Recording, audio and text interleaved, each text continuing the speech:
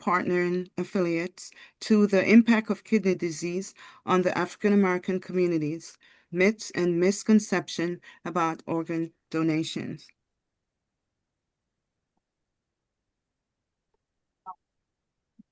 Thank you, Nicole.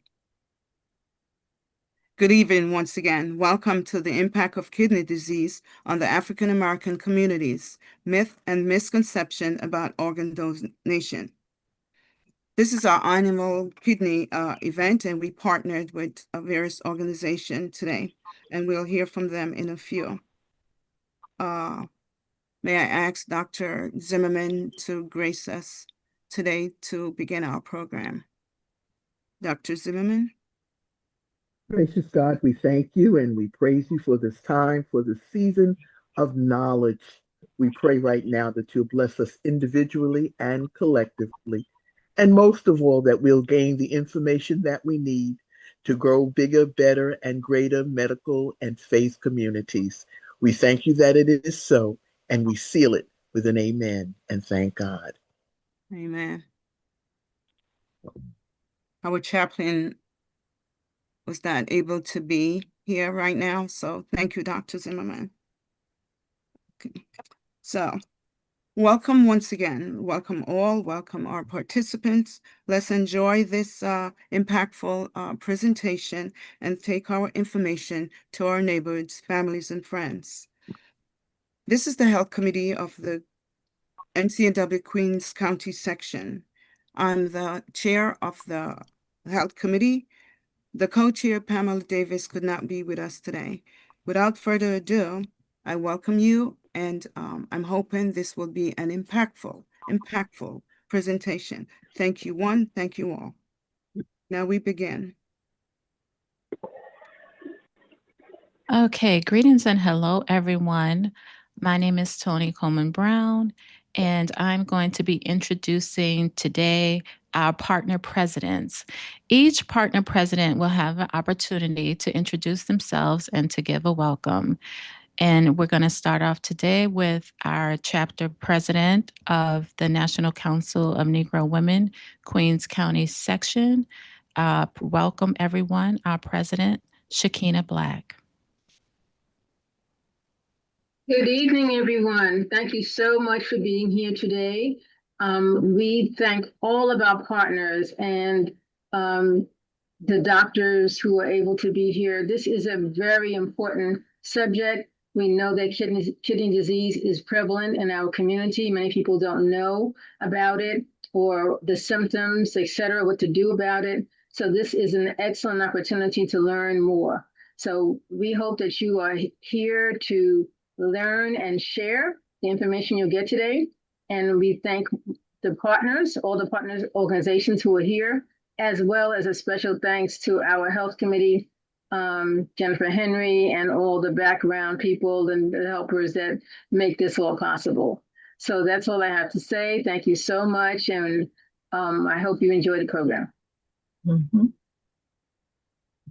All right, awesome. Next, we're going to have the president of the Laurelton Club of the National Association of Professional Negro Women, Miss Phyllis Harris Williams. Take it away. Good evening, everyone. Again, I'm Phyllis Harris Williams, the president of the Laurelton Club of the National Association of Negro Business and Professional Women's Club, Incorporated. We are a community-based organization, and we provide education through leadership, entrepreneurship, technology, and service. It's a great pleasure to be able to work with NCNW over the years, and we continue to do that. We have been around for about 49 years. Next year will be a 50th year. Each year, we give out scholarship to seniors, senior graduate, high school graduates in the borough of Queens, and that scholarship will help them when they go on to college. So again, welcome, and I hope that you will enjoy and learn as much as you can about kidneys. Thank you. Thank you. Next, we're going to have our partner with the National Association of Black Military Women. We will have President Lieutenant Colonel Carol St. Pierre. Good evening. My name is Colonel Retired Captain St. Pierre, and I'm the president of the New York City chapter of Black Military Women, NABMW. The organization purpose is to tell her story as it relates to Black women who serve and have served in the armed force. We are open to every branch and have women from active, reserve, and guard duty. Our members are serving separate or retired from World War II to the present. We want to hear from you. We still have many issues that we need to address. Family planning, homeless women and men, PTSD, which is one of the biggest, it's very rapid in women, unemployment, injury. All chapter, the New York City chapter, focus on workshop, educating the community. And we got into one of our workshops is Alzheimer's, dementia. So that's one of the best workshops to educate individuals in regarding to that. You'll be surprised how many family members have dementia and Alzheimer, and there's help out there, but people are not aware. And so thank you very much for allowing me to speak and to just bring a brief knowledge in regarding to what we're doing, the New York City chapter. And we have a website. Please feel free to go into the website. You can say NYC, NABW, and you'll see everything that we're doing. And please feel free to email me or give me a call. Thank you very much. Thank you, NCNW, for allowing me to speak today. Thank you so much. Now we're going to have another partner say a few words. From SUNY Downstate Health Services University, we have Clinical Assistant Professor, Dr. Sarah Marshall. Good afternoon, everyone. On behalf of SUNY Downstate Health Sciences University and CITOR Chapter, Sigma International Nursing Honor Society, College of Nursing, it is my pleasure to thank Jennifer Henry, Chairperson of the National Council of Negro Women's Health Committee, for the opportunity to present here today facts and misconception about organ donation affecting people of color communities. Thank you. And I want to again reiterate how important it is that you are presenting this much needed information. And I see that you're recording it. Perhaps we can then maybe share with students and hospitals so that they will then be able to learn what it is that you're doing that is so important that they're not here today to share. Thank you again for the opportunity. Thank you so much. We have another community partner. It's the president of Sigma Theta Tau International Honor Society of Nursing, and it is the Psi Tau chapter. And we have our president, the president, Dr. Kathleen Bartney. Now, Jennifer, I'm not sure if I see her on the Zoom. She hasn't joined yet. She hasn't joined. So then we'll Okay, just, so we could just move Is that forward. Kathleen? Is that Kathleen Bradby? Bartney, yes. Bradby. Bradby? Yes, I just spoke on behalf of the SciTor chapter. Okay, She's not perfect. able to be here, so I spoke on behalf. On her I behalf. am the founder and president. Wonderful.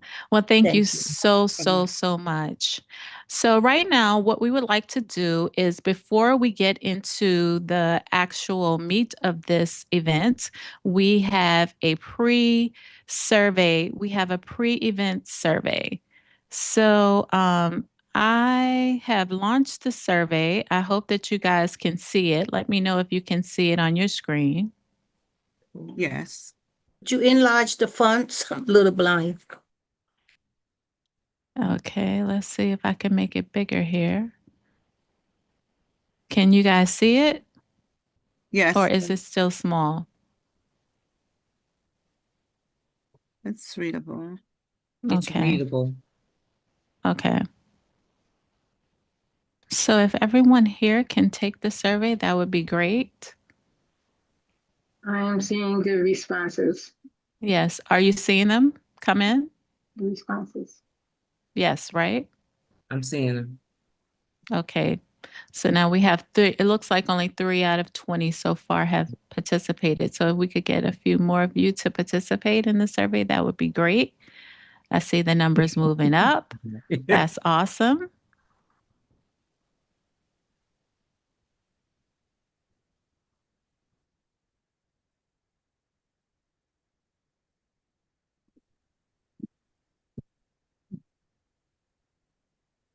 So we're going to give you guys another few more minutes. I see the numbers are coming up. If we could get some more people to do the survey, thank you, thank you. I see it's coming up. Now we're at 38%. Great, we're almost at 50%. Awesome. Thank you guys so much. We have another, like about another 2 minutes or so. Well, actually, the poll has ended. Okay. All right. So I hope that everyone that wanted to participate had the opportunity to participate. And we thank you so much for your participation. All right.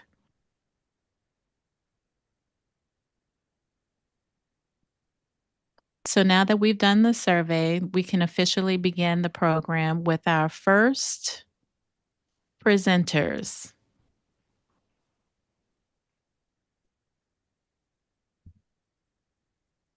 Ready? I think I shared the results. I'm going to stop sharing. And I'm ready. Okay. Our first presenter is Dr. Vaughn Whitaker. Is a distinguished transplant surgeon at the James J. Peters Veterans Medical Center in the Bronx. Dr. Whitaker is also affiliated with Mount Sinai Morningside and Mount Sinai West Hospitals and New York Health Hospitals Harlem.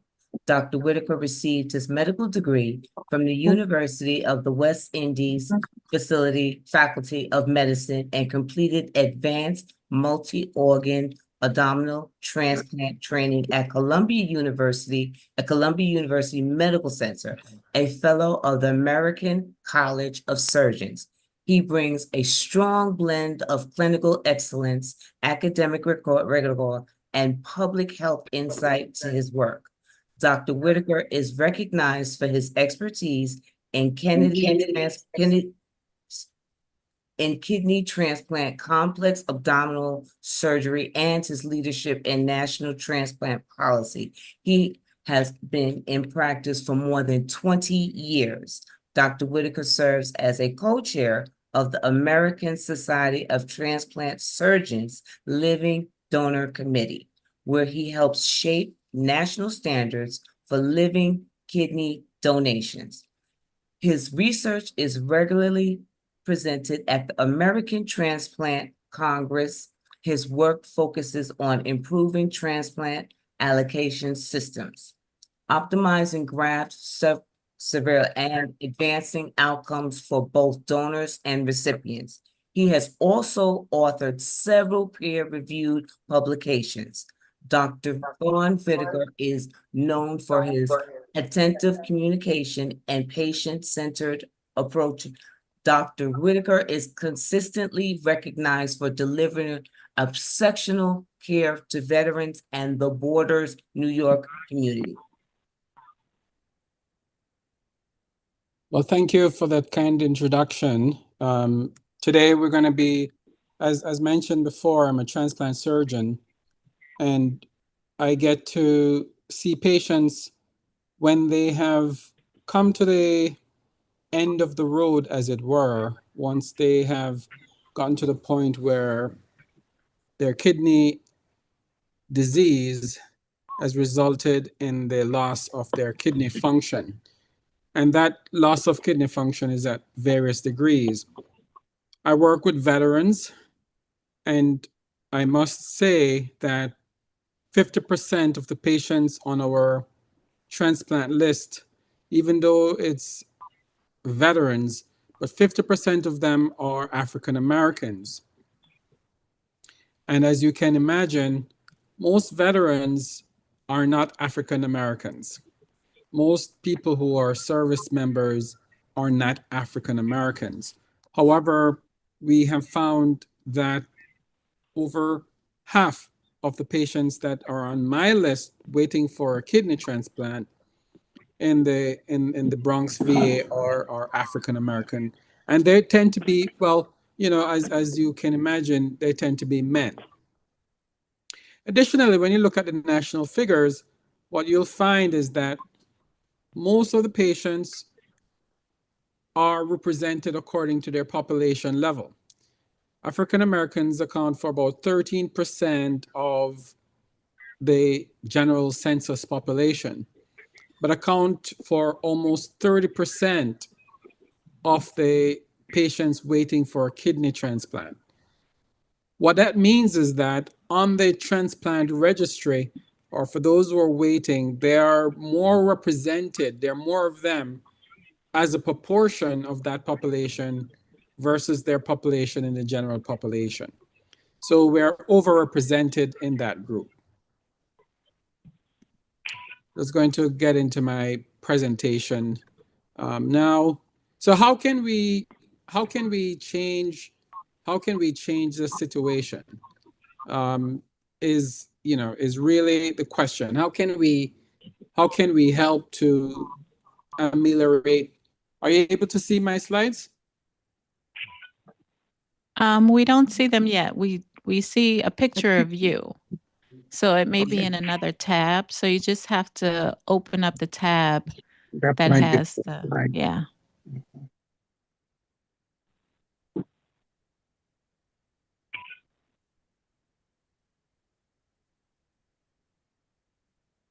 Let me.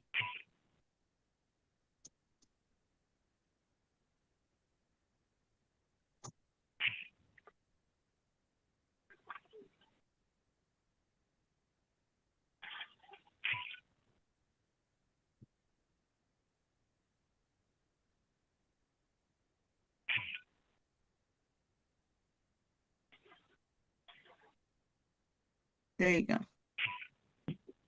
Okay. Are you seeing then the presentation now? Yes, we do Yes. see the Yes. presentation. Okay. So, the title of my presentation is Kidney Health, a Little Care Goes a Far Way. So, unfortunately, as I mentioned before, most of the patients that I'm seeing are at the end of their journey, and we're giving them a new organ. And we really want to avoid this phenomenon. What are the kidney functions? Let's start at the basic.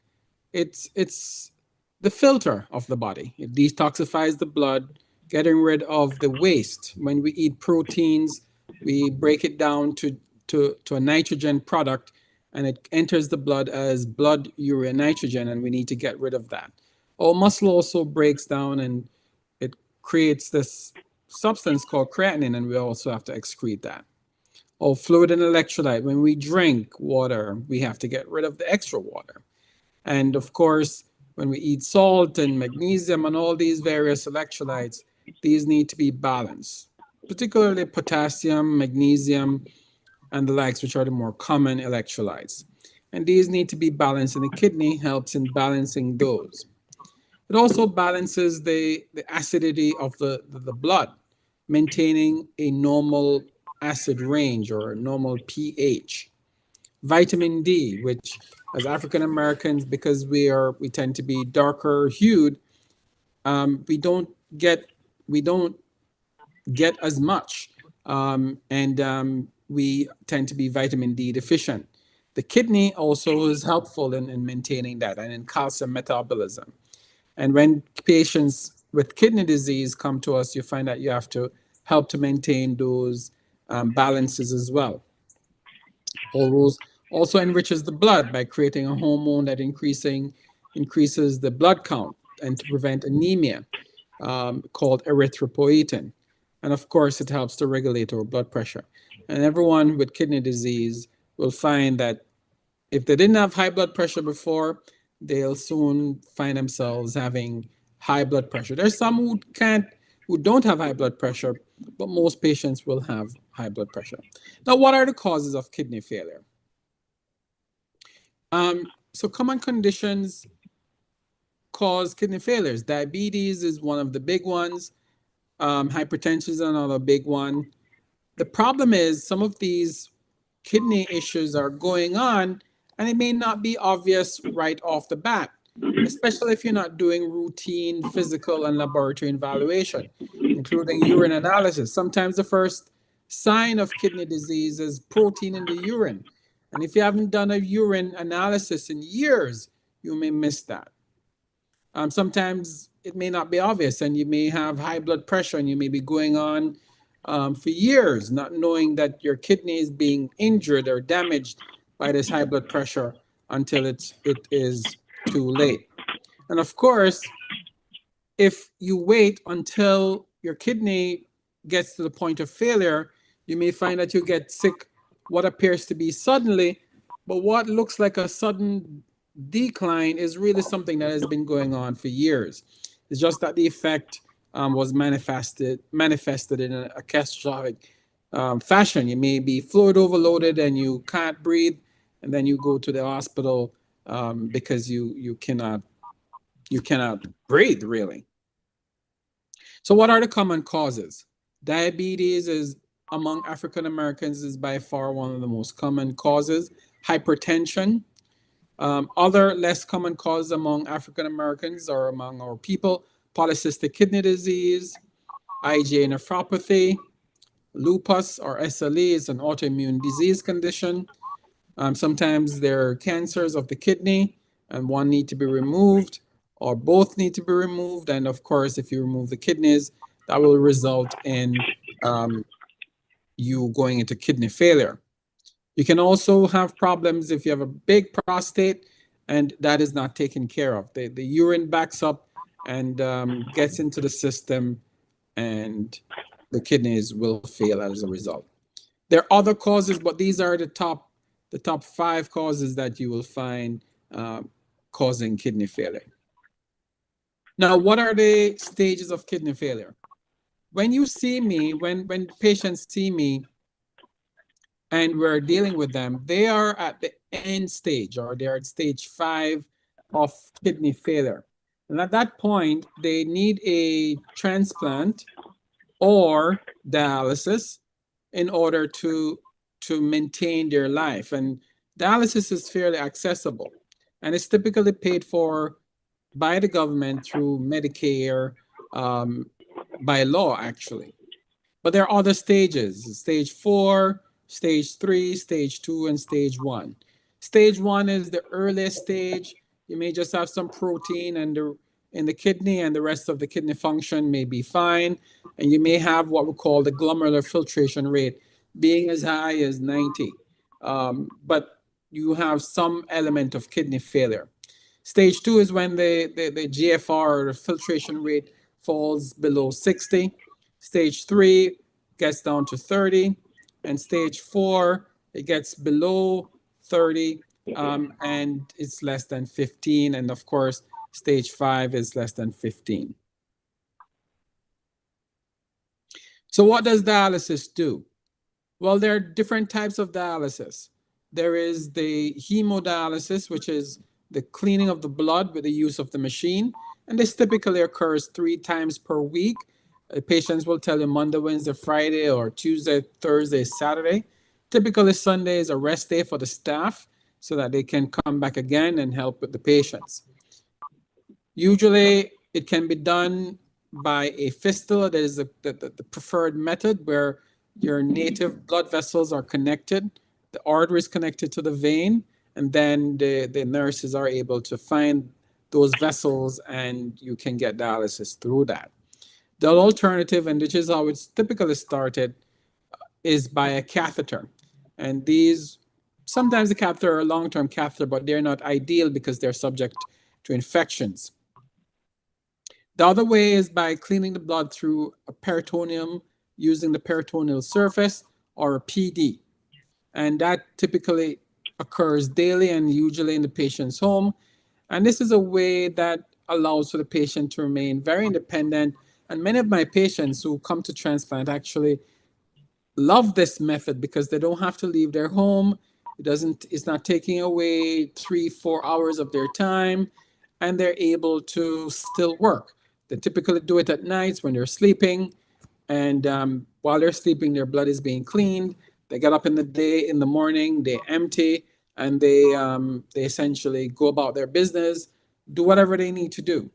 The difficulty there, obviously, is when they need to travel, then you need to carry all these bags of fluid and this machine that you may need to circulate it within the peritoneal cavity. So it does affect the quality of life, even though the quality of life is better than hemodialysis. And these methods, whether it's PD or hemodialysis, is typically a bridge to transplantation. Ideally, every patient who has end-stage renal disease should have their kidney function replaced by a new kidney, and this is through transplantation. So what is transplantation? It is really receiving a kidney from someone else when your own kidney stops working. There are many options, three of them in particular: getting it from a living person or a family member or a friend.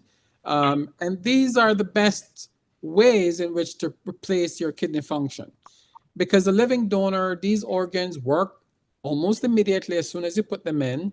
They last longer, there are less rejection, and you need less immunosuppression to keep them going. Obviously, as you can imagine, the drawback from that is you need to have someone who is willing and healthy enough to give you. And sometimes that's the challenge, especially in our population. I have to be honest. You can also get it from a deceased person or a deceased donor.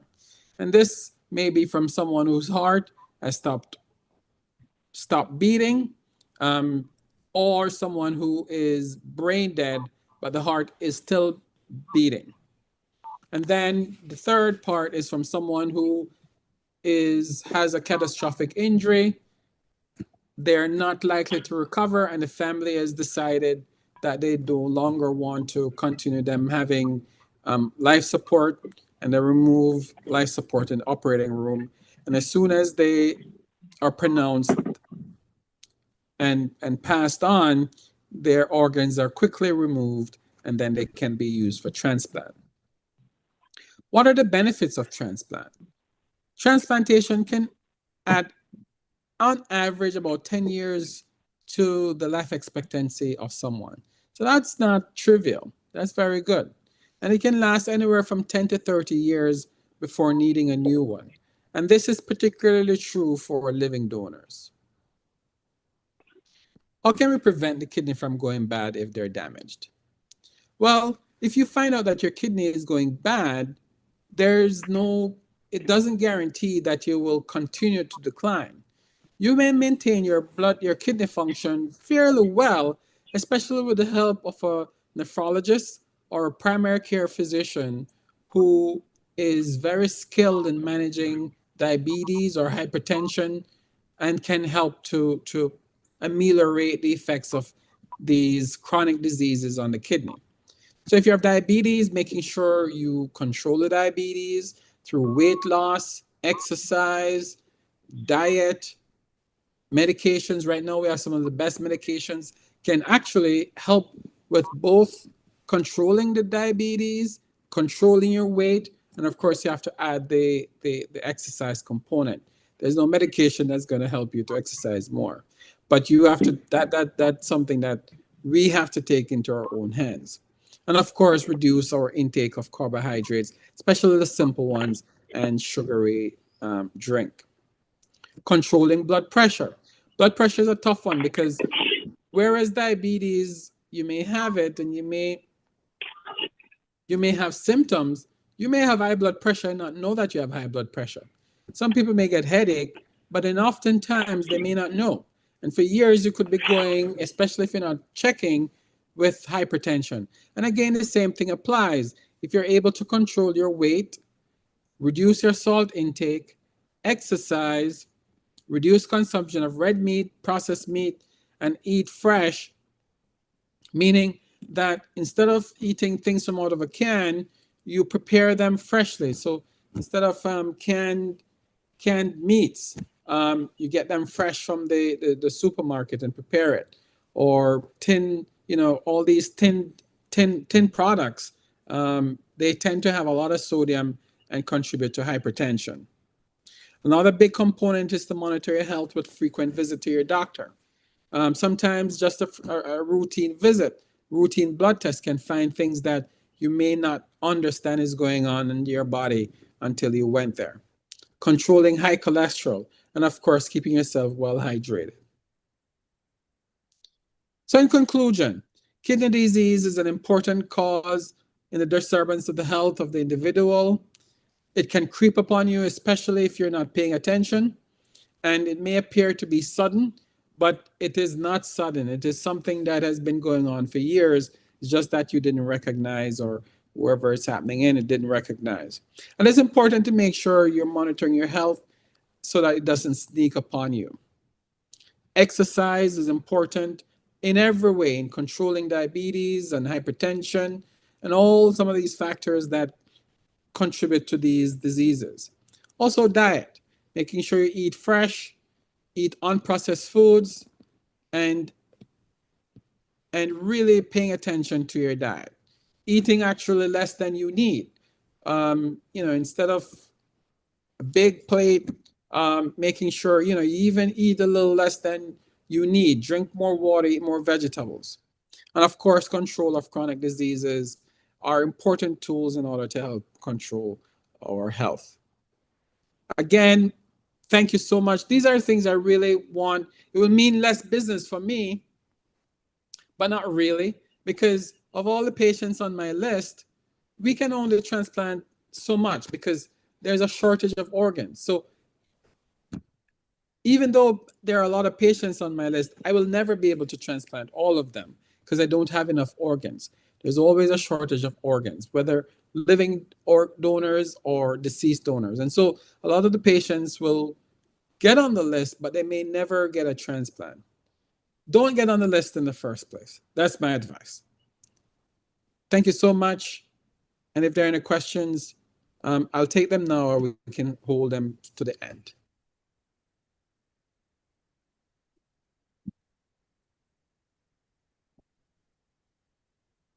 At this time, Dr. Whitaker, I don't see any questions. You can raise your hands if you need to ask Dr. Whitaker a question. I have a question. Yes. The question, Dr. Whitaker, please repeat those lab results that you spoke about how we can know what the different stages of kidney disease there are. So one of the first things you want your doctor to do is very simple, and it's not, it's what we call non-invasive, is to have a urine analysis done. Just a simple urine analysis. And a urine analysis can tell you so much about your health. One, they can detect whether or not there's any protein in the urine. And that's sometimes one of the first, even with the kidney function being normally making urine fine, but sometimes one of the first signs that the kidney is not happy is that you start to spill proteins in the urine. And using a simple, inexpensive test, a doctor is able to tell you that something may be happening in your kidneys. Another thing that the urine analysis can tell you is whether or not you're diabetic or not. it's not the best test, and we don't want to be diagnosing diabetes using your urine. But um, if you are able to tell through the urine, it means that you're a real diabetic. But it can sometimes be the first way we can tell that your blood glucose is elevated, because you're spilling glucose in the urine. Another thing, that the urine specific gravity, you can tell all these things, and from just a simple urine analysis. And of course, checking your blood pressure, your weight, your BMI. We didn't get into that. But these are simple things. Now, specific blood tests that can help to understand what's going on. The first thing is what we call your basic metabolic panel, which includes a check of your renal function. And the two tests that checks your renal function in that panel really is the amount of blood, urea, nitrogen in that, which tells you how much of the waste your body is putting out. And that number should be low. It should be, if your kidneys are functioning normally, that number should be ideally less than 15 to 20. If it's above that, then it means either you're not hydrated properly, or your kidney, there's something going on in your kidney. The other thing that is very important and is often used, it's not the best measure, but it's one of the most common measures of kidney function, is the level of the creatinine. And the creatinine is a breakdown product of your muscle, and it's a good parameter to give you a good rough idea of how well the kidney is functioning. And it can tell you if it's elevated. Again, it can tell you, especially earlier on, you want your creatinine to be less than 1 or just over 1, not more than that. If it starts getting into the 1.5 or above range, that tells me that something is going on with your kidney.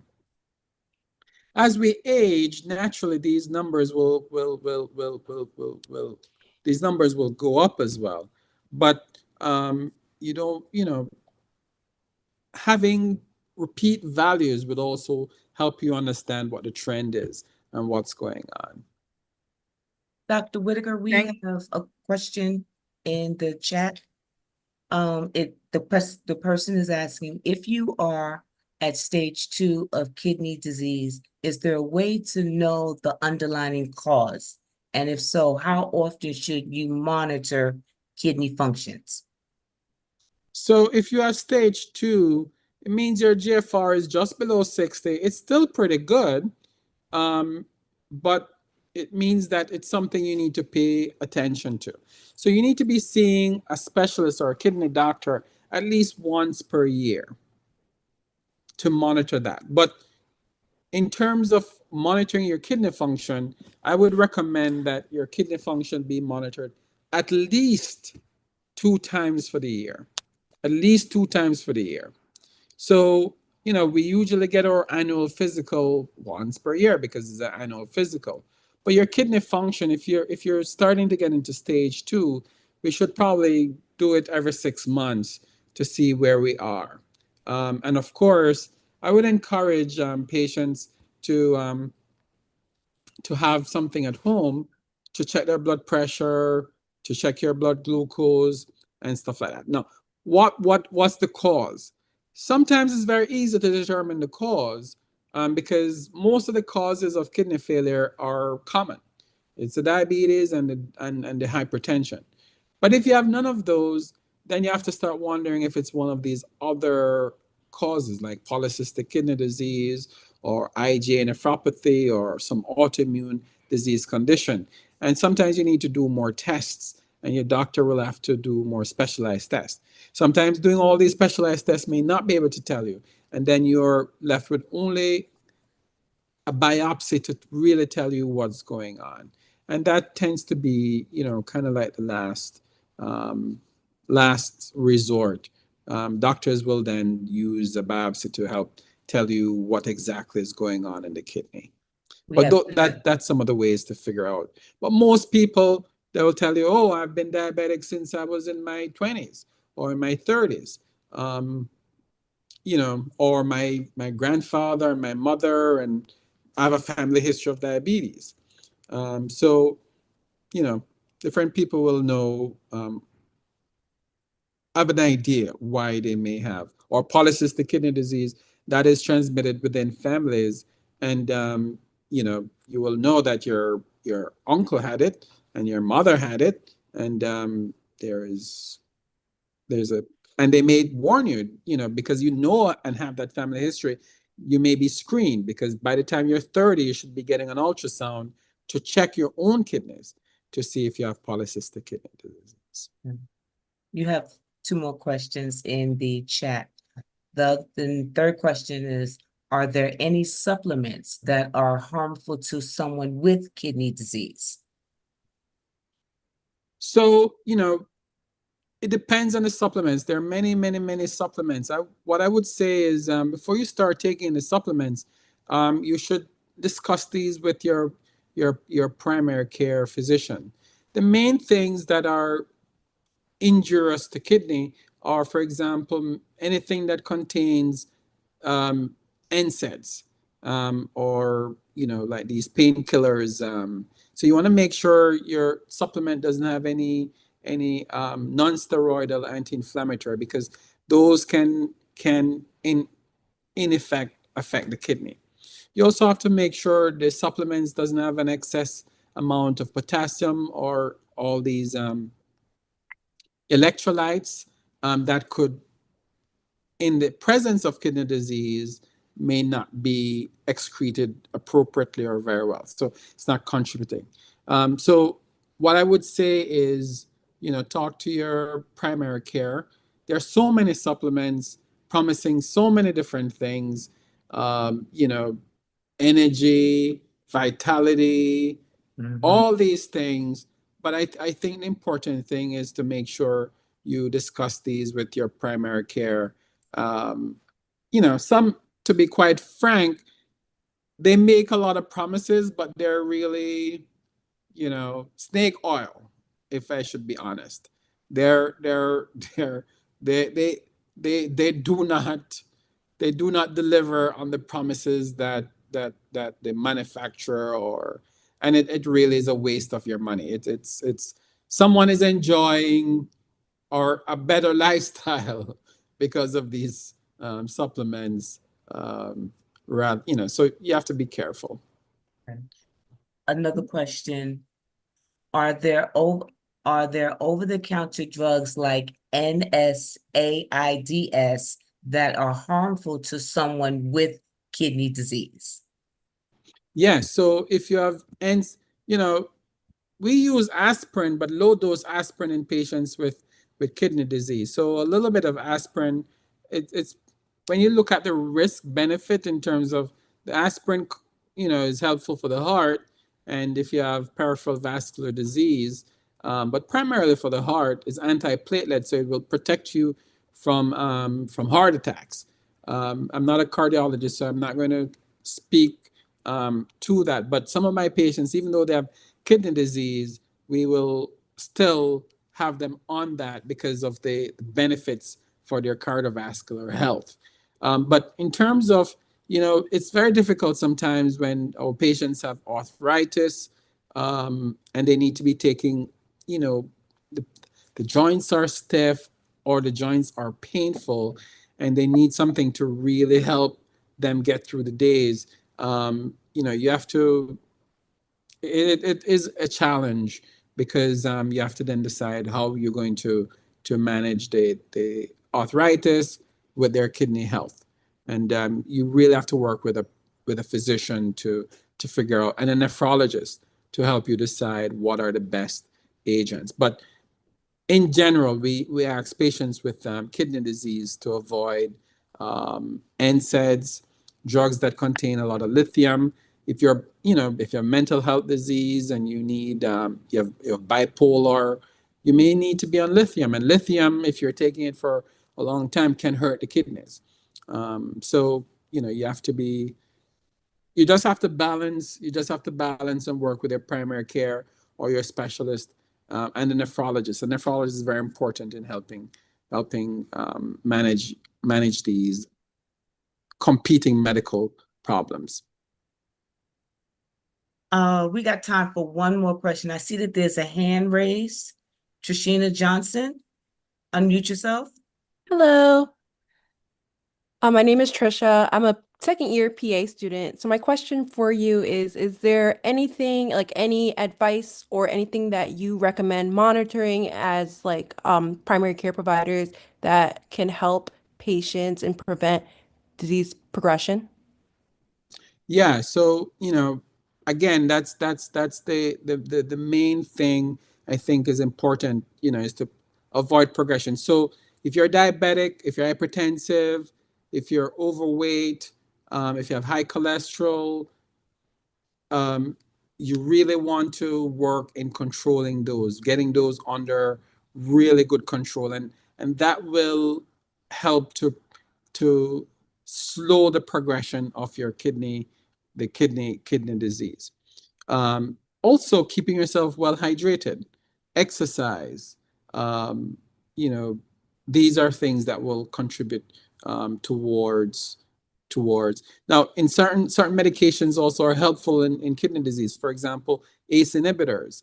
So ACE inhibitors, low dose ACE inhibitors in diabetics can also be helpful in reducing the progression of kidney disease.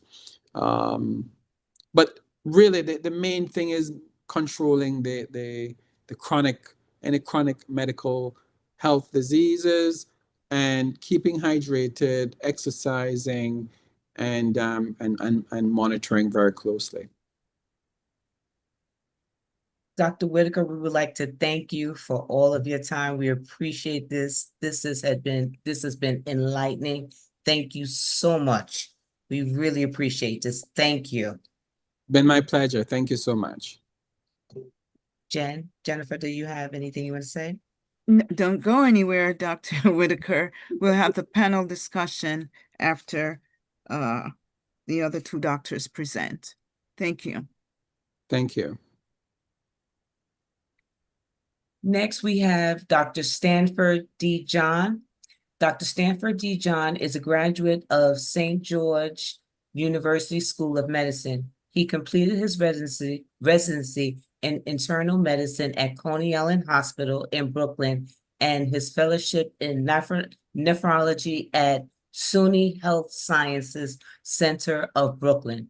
Dr. John is board certified in both internal medicine and nephrology, specializing in diagnostic and management of kidney diseases, hypertension, electrolyte disorders, and dialysis care. Ooh, that was a mouthful. With over 35 years of clinical experience, Dr. John is known for thorough examinations, attentive listening, and follow-up excellent bedside manner.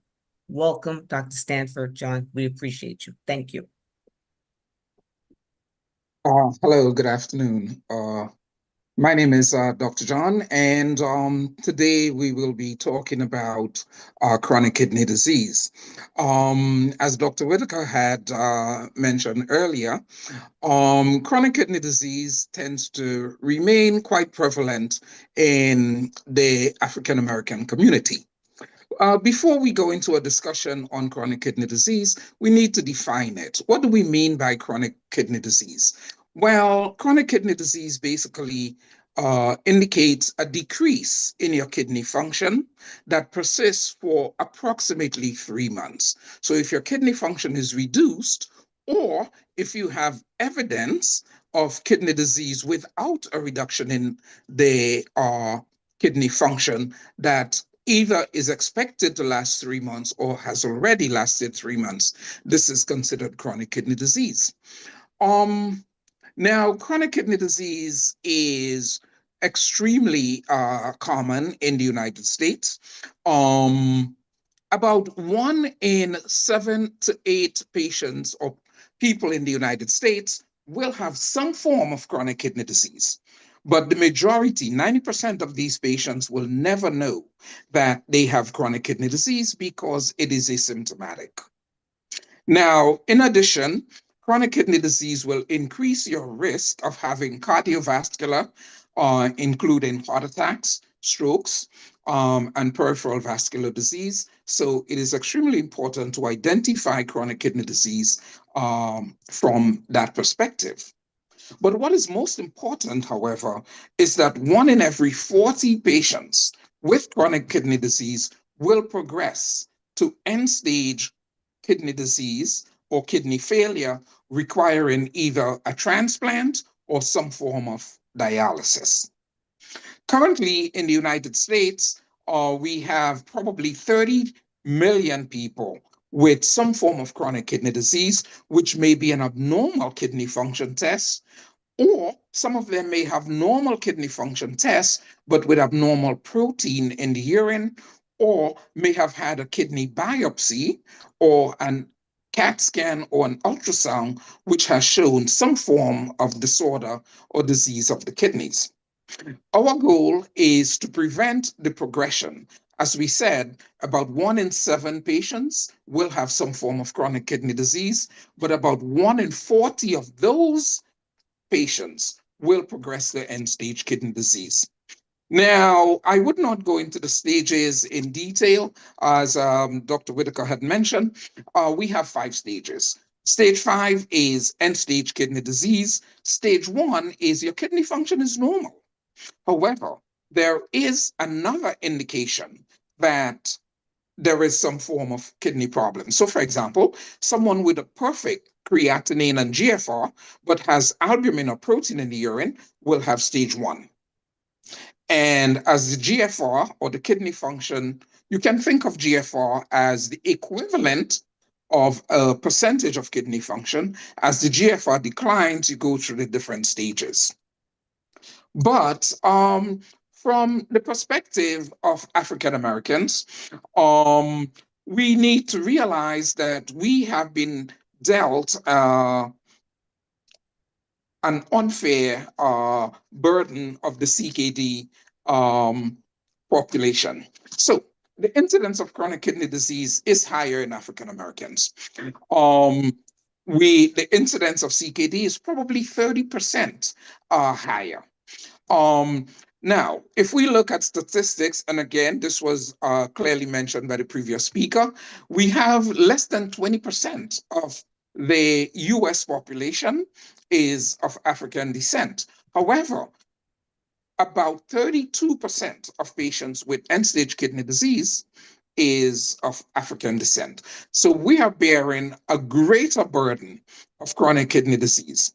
However, in addition,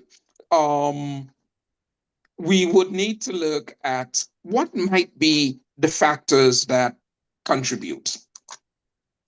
Now, the factors that can contribute to an increase incidence of chronic kidney disease in African Americans could be divided into 2 groups. So first, you can have the biologic factors, and secondly, you can have the non-biologic factors.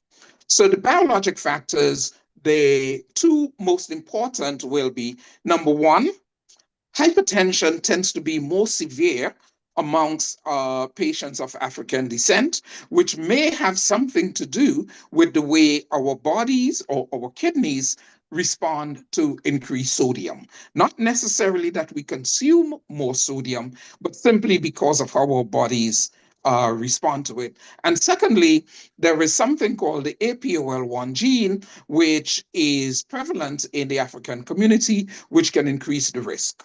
And there are non-biologic factors also that will play a role, and that would include reduced access to healthcare, reduced health education, etc.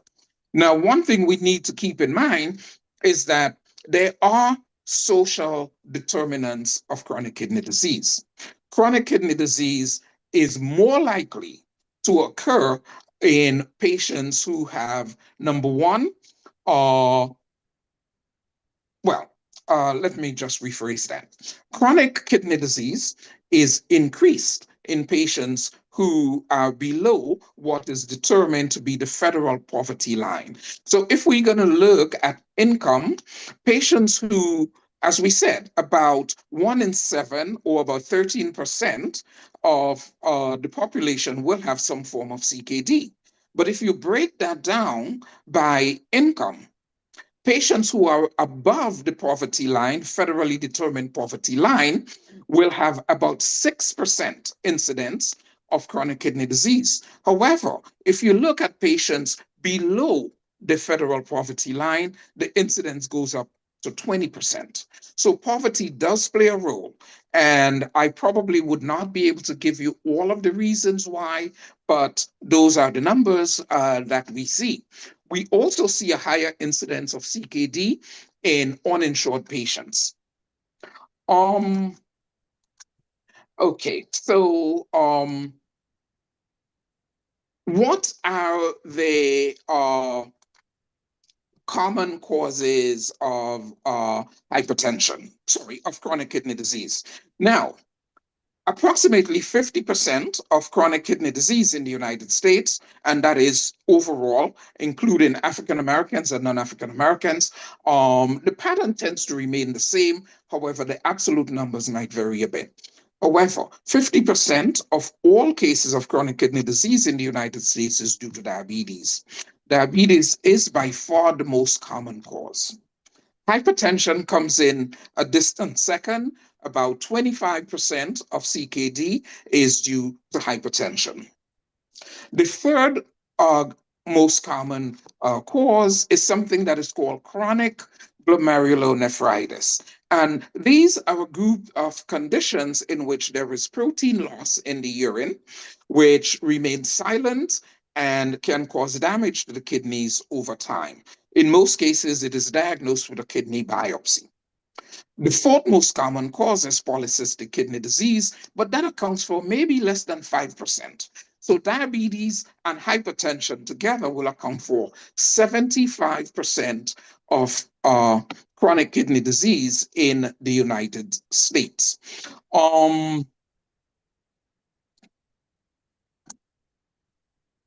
Now, in terms of who should be screened for chronic kidney disease? Now, every patient should be screened annually for protein and should have a basic metabolic panel done.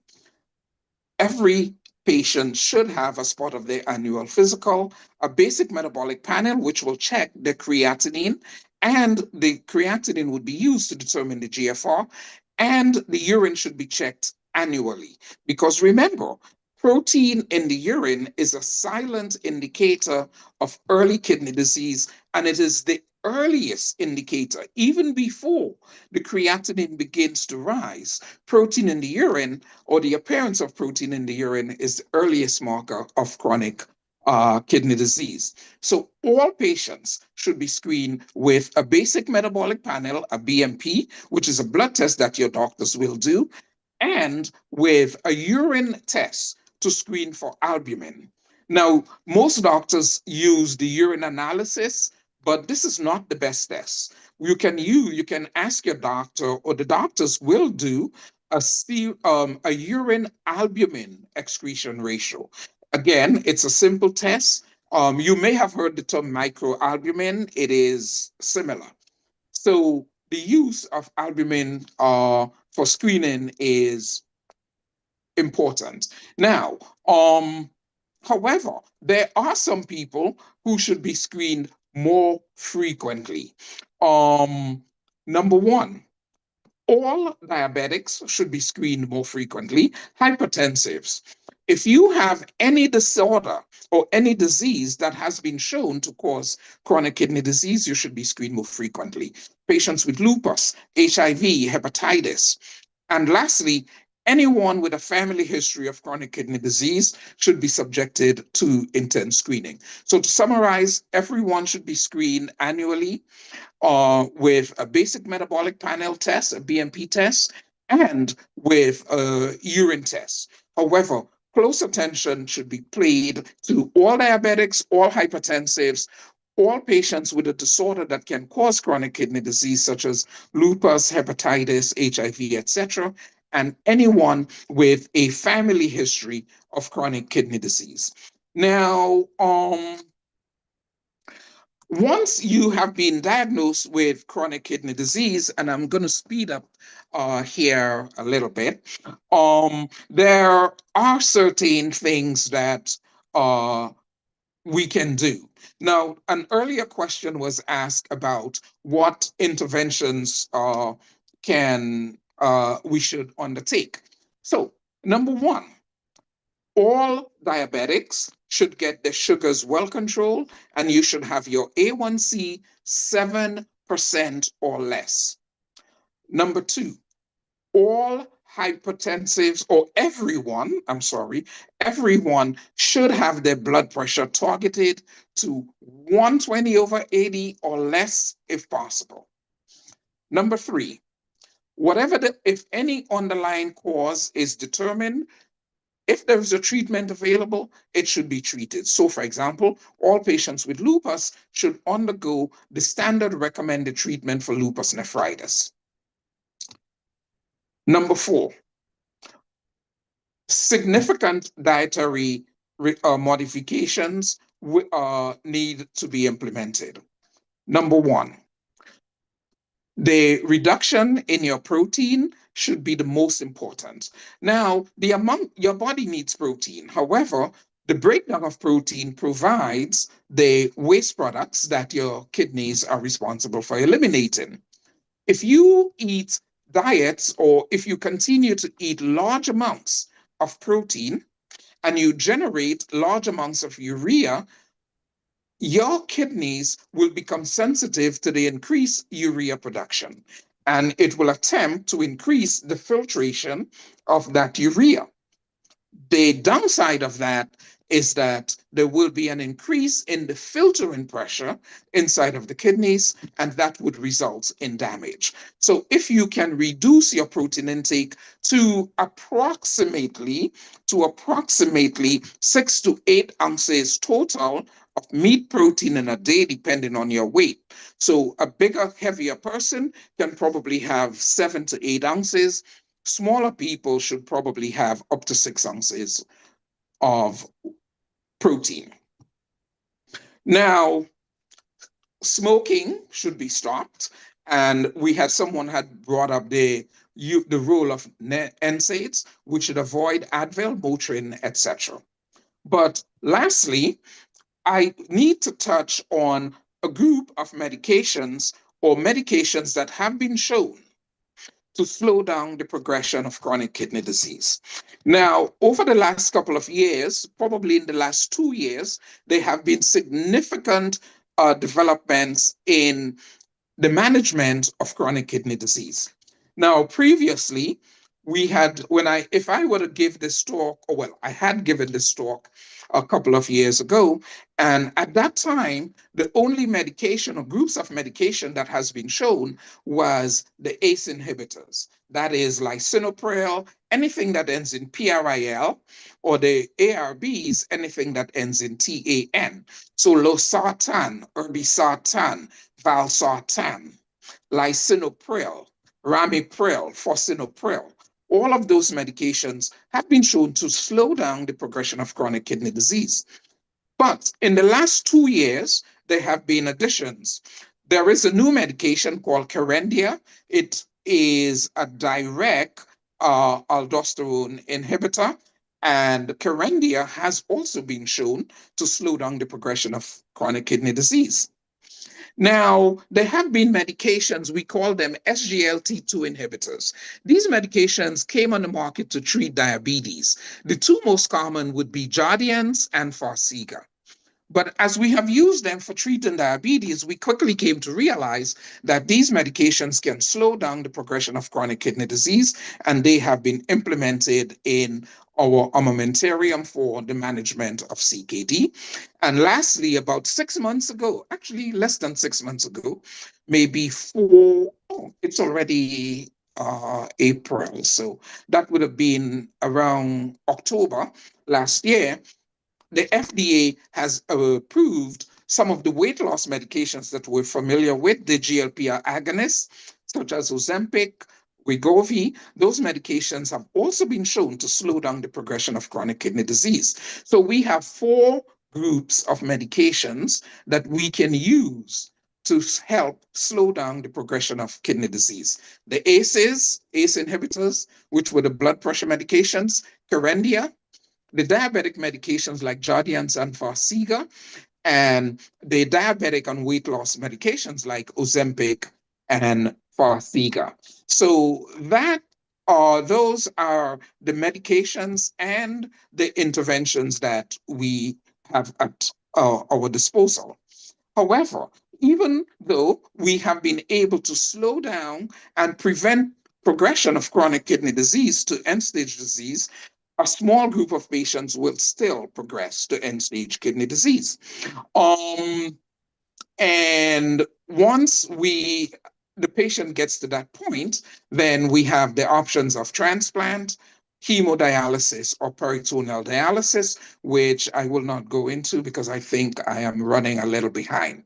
There is one point that I want to make, which I had made last year, and that is the role of why is it that African Americans tend to have a greater risk of progression? And one of the main reasons is the presence of a gene called APOL1 gene. Now, APOL1 gene does not cause kidney disease, but if you have two abnormal copies of that gene, just like sickle cell, it increases the risk of your kidneys being damaged by any chronic kidney disease cause except diabetes. So if you have two APOL abnormal genes and you become hypertensive, your risk of developing kidney failure is about 5 times higher. If you have focal sclerosis, if you have HIV, if you have lupus, the risk of progression is higher if you have two abnormal variants of the APOL1 gene. I must say, however, that recently there has been new developments in trying to target the APOL1 gene, and there are studies and there are medications in the pipeline that hopefully within the next year or two will be used to reduce the chronic kidney disease that is associated with APOL1 gene, which is called APOL1 associated kidney disease. I think I will stop there for the sake of time and entertain a few questions.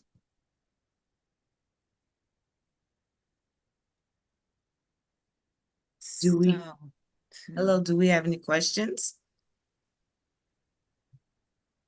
We can also hold our question to the discussion so Dr. Marshall can go. I don't see any hands and I don't see any questions. Do you, Chantel? No, I do not. So what we're going to do, if anyone has any questions, we're going to hold it until the panel discussion. Am I right, Jennifer? Yes. Okay. And then I'm going to proceed to the next presenter. Thank you.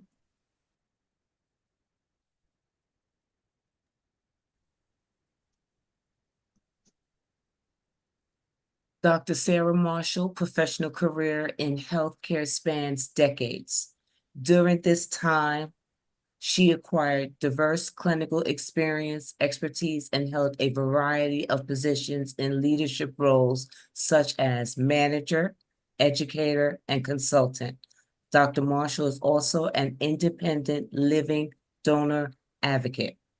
In these roles, she serves as a communicator, negotiator, community advocate, and engaged in the media to promote healthcare issues, collaborates with legislators to ensure that individual and community needs are addressed. Additionally, Dr. Marshall was conferred a Doctor of Nursing Practice, Healthcare Systems Leaderships from Chamberlain University, 2 masters, one in informatics and the other in administration, and postmaster's advanced certificate from Moly College. She holds a postmaster's advanced certificates in education from Rutgers University.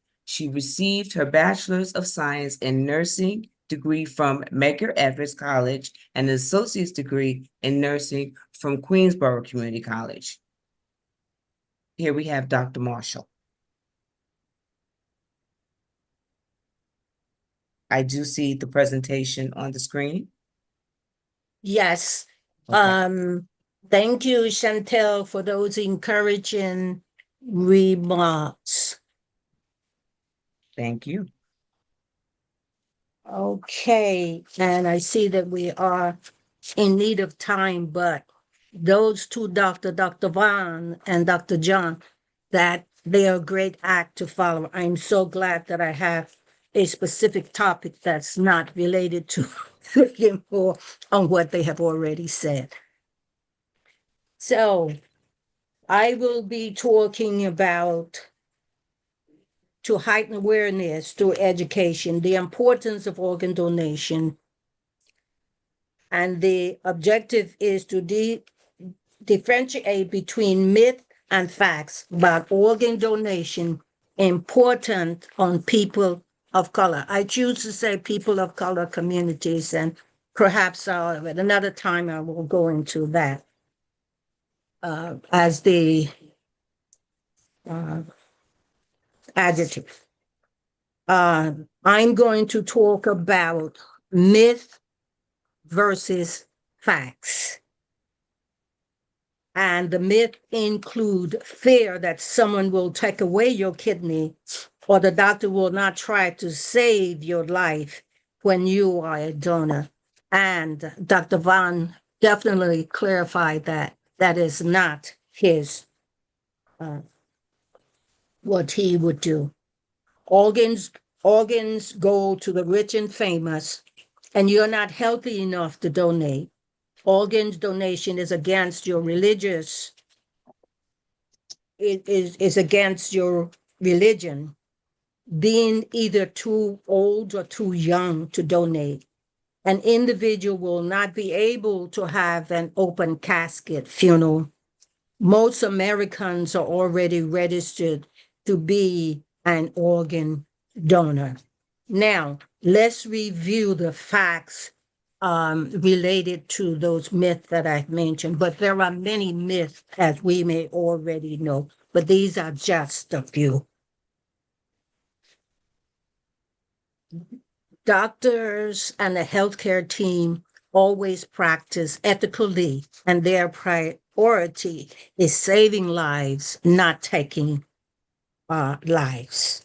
Furthermore, the doctor's status is not identified, the donor status is not identified during emergency intervention. Most important to be an organ donor candidate, one must be declared brain dead in a hospital on a ventilator and meet other organ donation rules that require additional testing has been performed. This process is at no cost to the donor to confirm a patient's death prior to becoming an organ donor. Also, the death must have been declared by a medical team separate from the transplant team. In 1984, the National Organ Transplant Act, NATO, and USO was passed. The goal of this system was to ensure equity and efficient donated organ distribution based on medical criteria, and the rich and famous are definitely no exception. Very few health conditions disqualify a person from organ donation. HIV, some cancers. Each organ and tissue is evaluated separately. Organ donation is consistent with the belief of most major religion. However, if you are unsure, communicate with a member of your faith-based organization leaders. There are no age restraint for donor, but the limit is on the functionality of the organ. To reiterate, there is no defined cutoff age for donating organs. The decision to use your organ is based on strict medical criteria, not age. So don't prematurely disqualify yourself. Let the doctor decide at the time of your death whether your organ and tissues are suitable for transplant. The donor's family will not be charged for the donation. If there are any charges, it will be for the final life-saving efforts, but costs related to organ donation are covered by the recipient or special programs.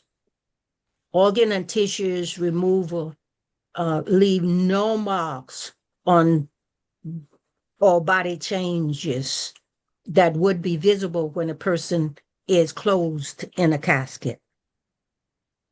While 95% of Americans are in favor of being a donor, only 57% are registered. Are registered. At this time, I would like to share with you a short video. Okay. It's not opening up.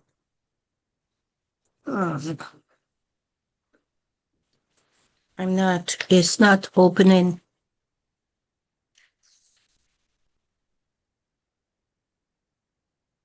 Click on it again. Click on it again. You didn't give it. Click again? Yes. Click where? On the link. Click on the YouTube Okay. link. I hear it. That's okay? No, we can't hear it. Maybe if you could, can you possibly copy and paste the link in the chat? I can do that. Can you hear it? No one can hear it? No. No. Pardon? No, we can't hear it. You can't hear it?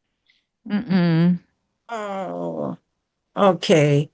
So, the link, the video, I will put it in the link, but it just reiterated or recap the information that I actually stated earlier. But I will definitely share that with everyone. I think I'm messing up my, so I'll stop sharing, right? I just stopped sharing. Will that help me to get it? But I'll continue and then I'll share in the chat later as not to waste time. So the expected result from this educational program initiative will be to increase awareness about life-saving impact of organ donor, the transformation among interprofessionals and the public's attitude and behavior.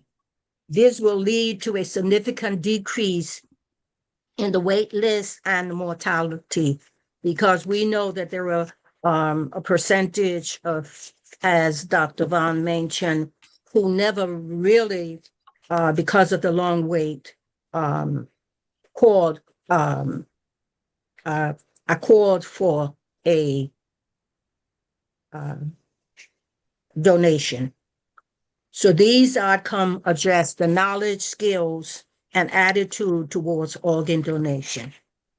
In conclusion, the federal regulatory agency mandate a living donor advocate who must be a registered professional nurse, of which I am, and my colleague Betty Jung at our facility. And this role falls under the domain of nurses practicing at the full extent of their education and expertise.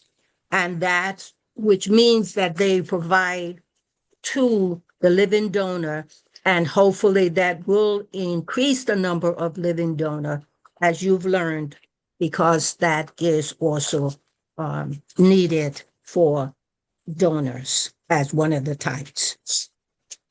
So we also tell them that their information is kept and confidential. And this lead to the disintegration of disparities, systematic biases, and promote an increase in organ donation. We know that there are a lot of other myths of which I have not mentioned, but perhaps maybe on the panel that information will come up. The resources that I have is I'm at SUNY Downstate Health Sciences Center, and I also received the information from the Living Donor Network and Live On New York fact sheet, by which last week or the week before was organ donor, and we were in our facility sharing the information about organ donor, and it was very interesting, the response of the professionals who are not willing to place their name on a list for fear or misconception about the information that they may already know. Therefore, I'm going to, since I'm not able to play the video at this time to share, I'm going to stop at this point and entertain questions and await my opportunity on the panel. Thank you again for the opportunity to participate.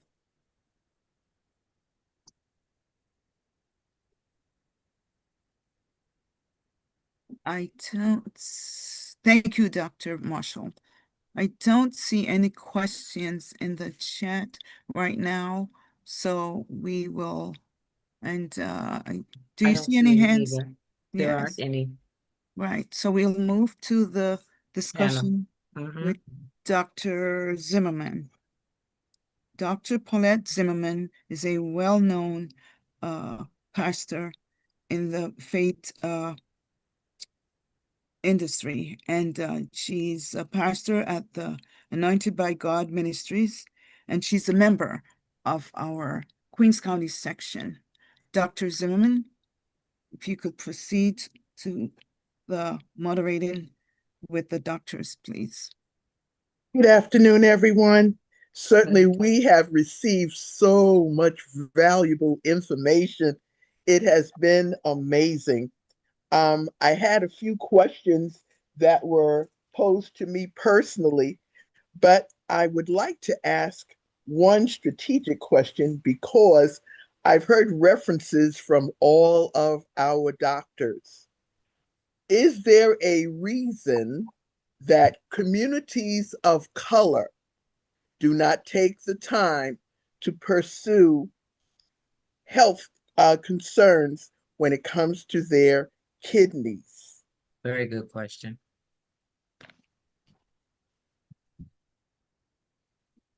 Can we begin with that question, please?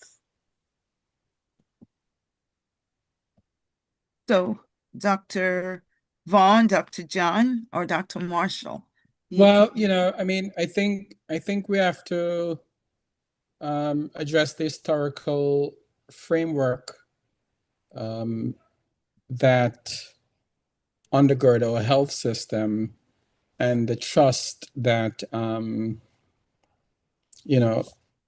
our people, and when I say our, I'm speaking as an African American, put in the health system. The Tuskegee syphilis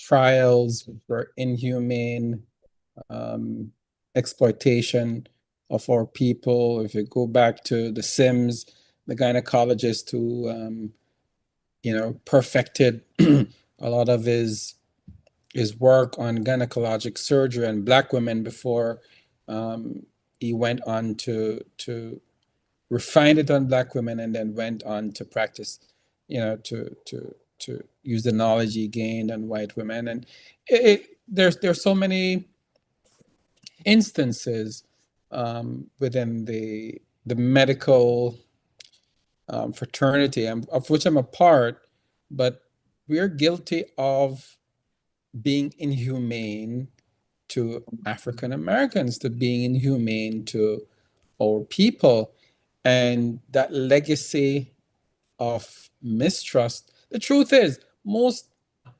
doctors are white, even today. In terms, we talk about being on the in terms of the being on the list. We have 13% of our population being African Americans. Physicians, probably less than 4% are African Americans. So we are underrepresented. I've been in rooms where I've been the only African American, and we're trying to figure out if someone needs to go on a transplant list. And I've seen how the language changes.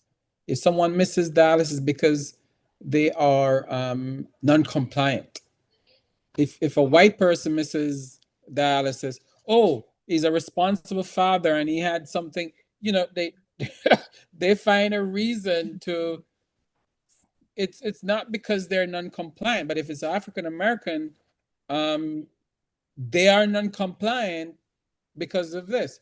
But if it's when we look at drug use, I mean, if I've seen in the same room, I'm in the same room, an African American doing drugs and a white person doing drugs, and it's interpreted in two different ways.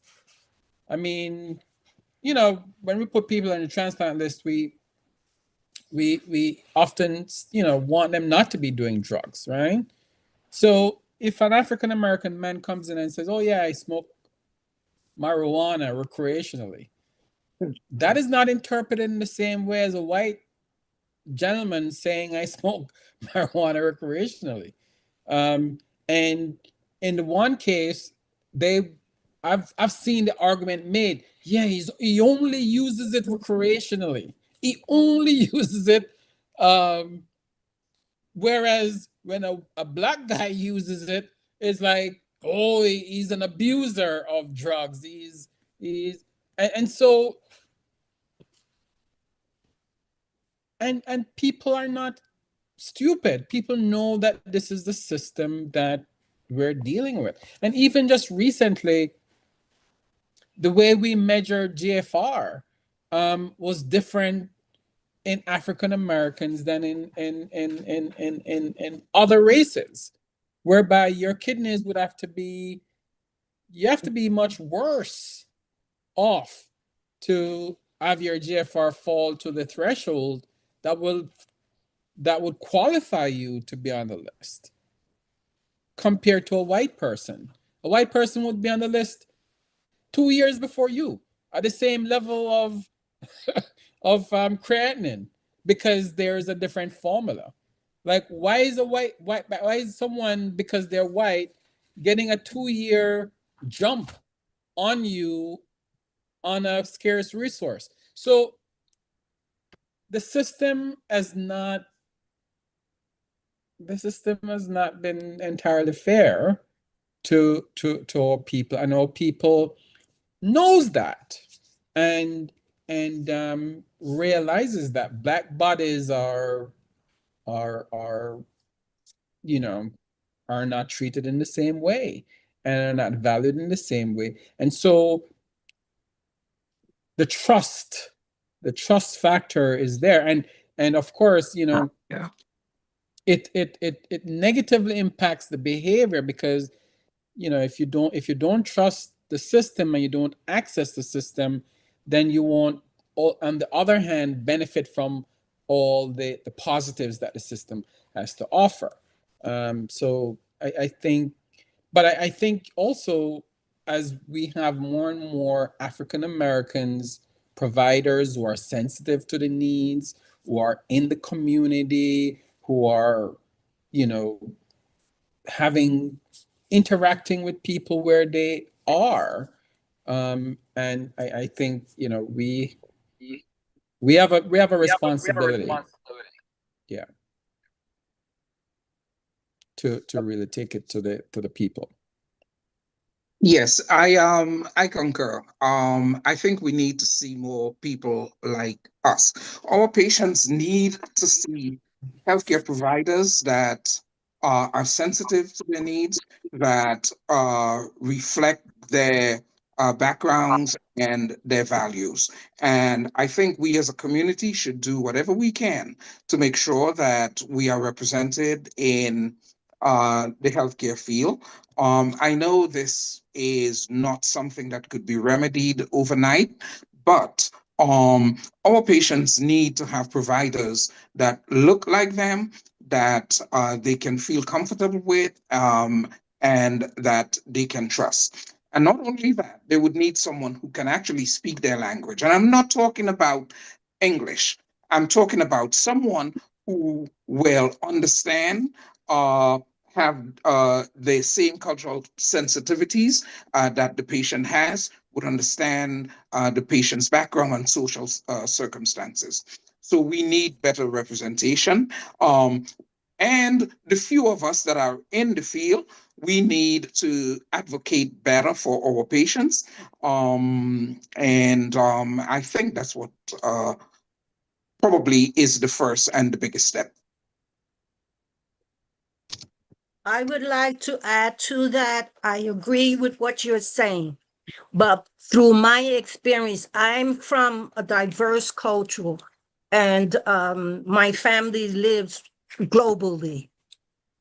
And through my experience also as a health care provider, I've probably been working since or before you guys were born.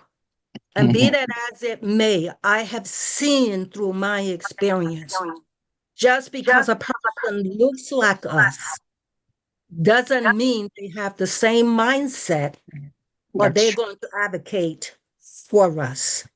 So if we are looking, we need to then be aware of those who we then would like to then put them in that role. Because if you go back to the Tuskegee situation, the person that really was involved was a person of color. And I have seen, and I am like a turtle. Someone just gave me one the other day. I stick my neck out, not just because of my family, but because it's the right thing to do. And there are systems within our institution that are structurally biased towards people of color. And I say people of color because of the fact that not all of us came from Africa in a sense, because I am a Native American and I was here before Columbus stumbled to over here. And if you look around at us, because of the mixed culture that we are not really and all in one pot. But what we want to make certain is that we have people who feel confident enough and not intimidated or will not be held hostage while they then be an advocate. And anyone that knows me will tell you, you can just ask them, that it doesn't matter who you are. If you are doing something that's contrary to health for someone, I will definitely call you out on it. But you find that there are so many people that are intimidated.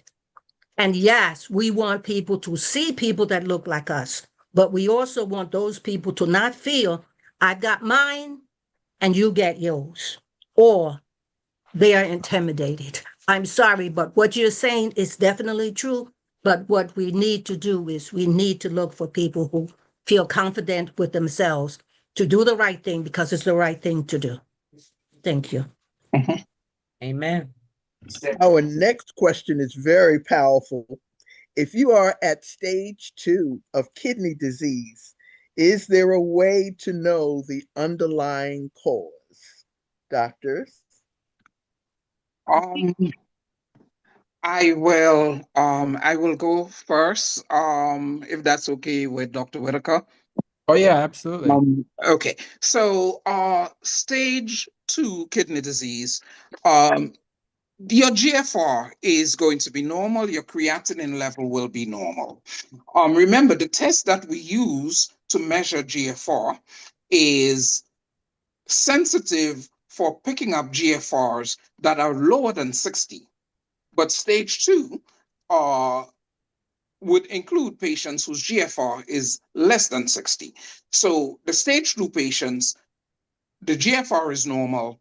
However, these are the patients with protein in the urine. Now, in those cases, it could be very difficult to determine the cause. But sometimes the cause is apparent from the history.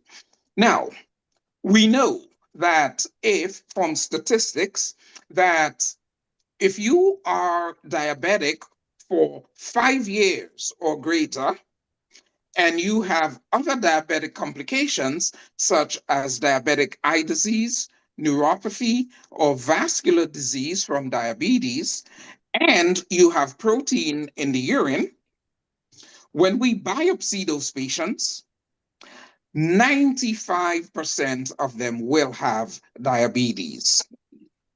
So, it all depends on the presentation.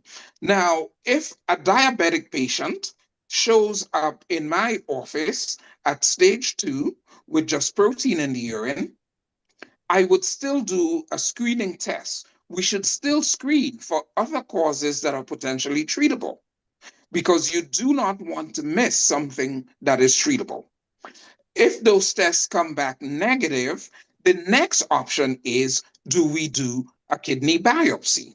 And the answer is no. So it is possible to determine the cause in maybe less than 25% of patients. However, in diabetics, if you fit that criteria, 5 years or more of diabetes with other diabetic complications, then we will attribute that to diabetes.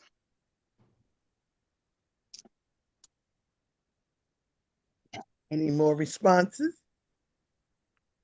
No, I agree with Dr. Stafford's evaluation of that. When you're at stage 2, I mean, most likely you want to really preserve your renal function at that stage, and you know, whatever you can do or work on to tighten up your health, your overall health, and investing in your health.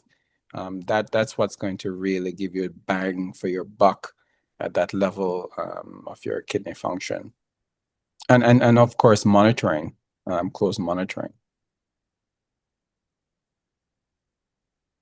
I have a question from a faith person.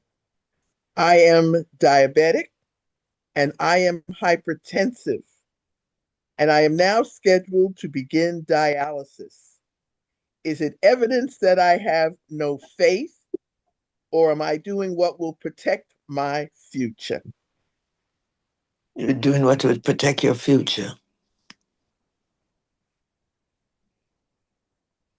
Yes, you know, I'm a person of faith as well, and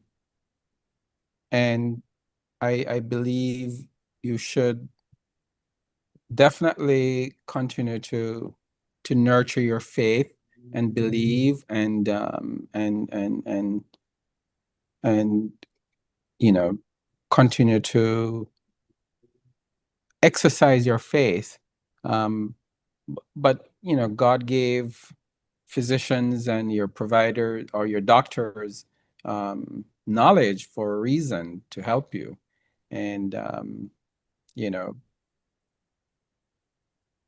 Yeah. using the help that your physician's provider is not anti-faith. um, you know, it's not one or the other. They're not mutually exclusive. So I want us, and I know sometimes, I mean, I go to church and sometimes I hear it. Some ministers will say, I tell my congregants to throw away the pills, or I mean, I mean, if you're hypothyroid, then you should continue to take your thyroid replacement therapy. If you're diabetic, you should continue to take your insulin, not, but yeah, have faith, believe. But if God gave you someone to advise you on how to take care of a particular manner, yeah. And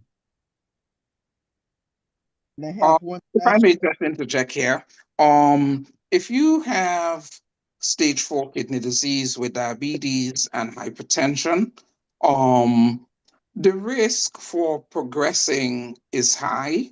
And even though you may be a person of faith, you should still rely on your faith, but you should also trust your healthcare providers.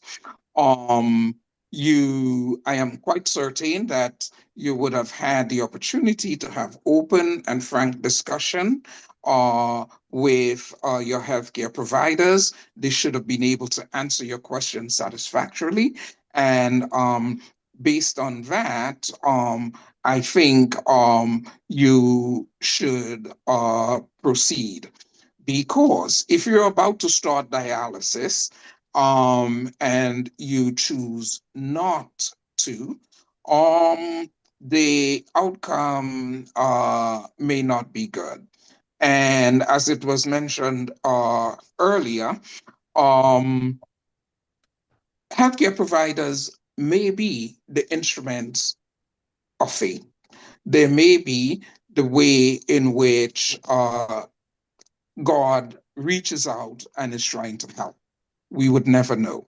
So if you can still have your faith, you can believe in your faith, but you really should listen to your healthcare providers, and make sure that they are able to explain to you and to convince you that what you're doing is the right thing.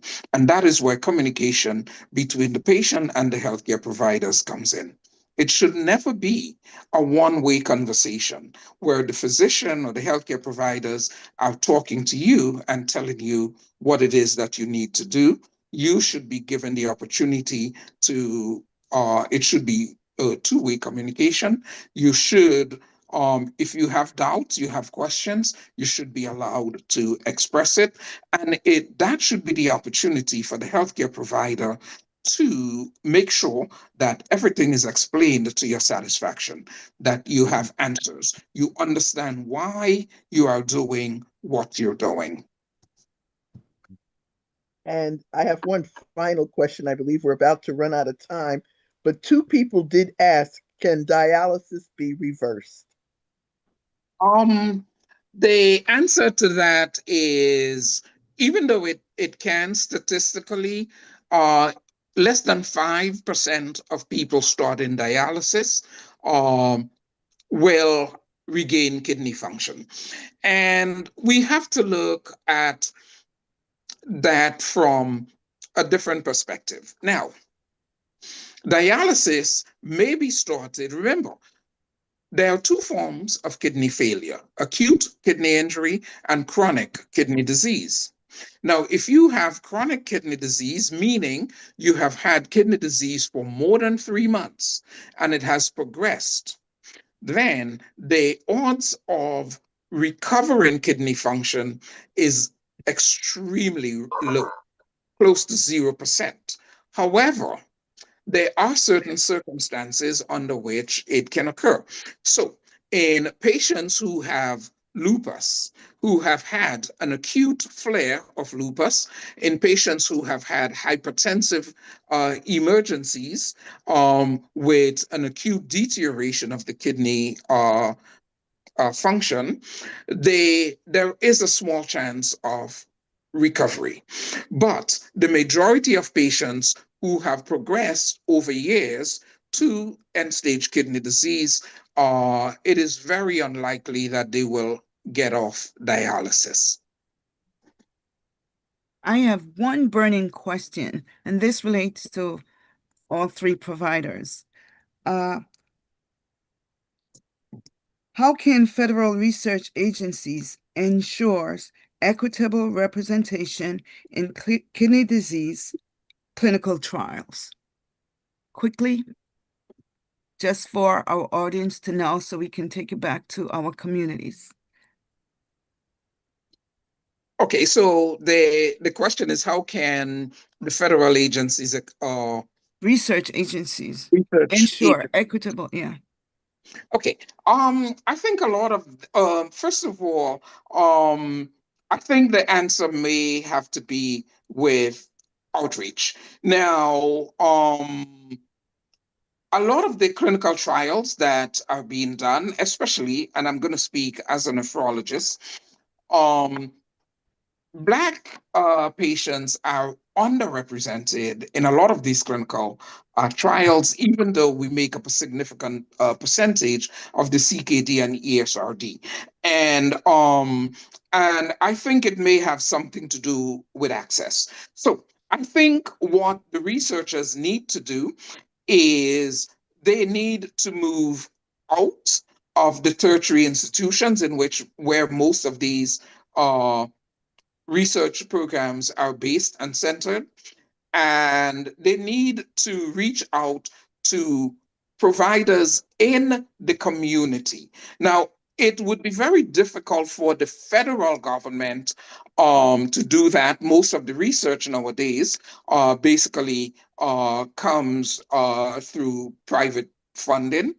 Um, but whether it is the federal government or whether it is private companies, pharmaceutical companies doing their own research, they need to expand into the communities. They need to be able to reach providers within our community in an attempt to recruit more of Black patients into those trials. And yes, there will be, justifiably so, there will be some pushback.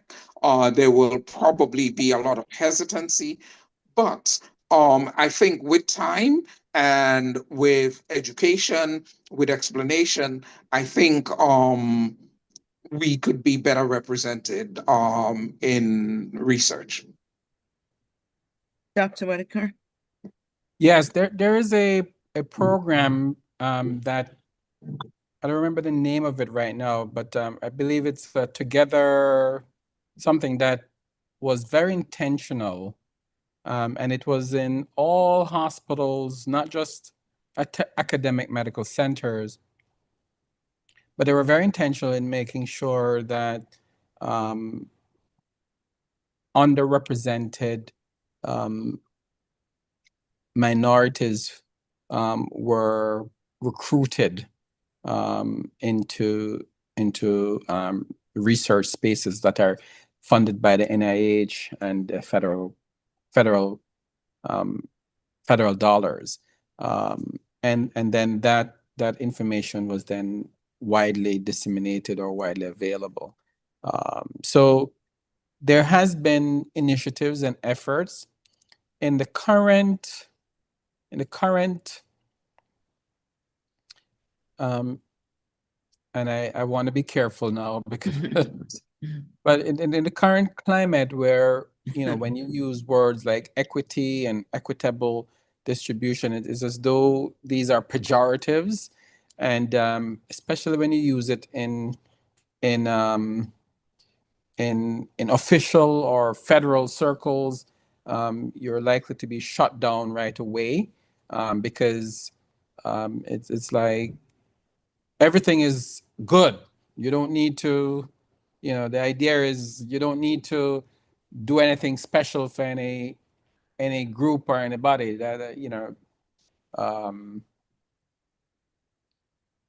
so now I think that I honestly think this time is especially challenging for initiatives like that to gain any real steam, because of the current climate.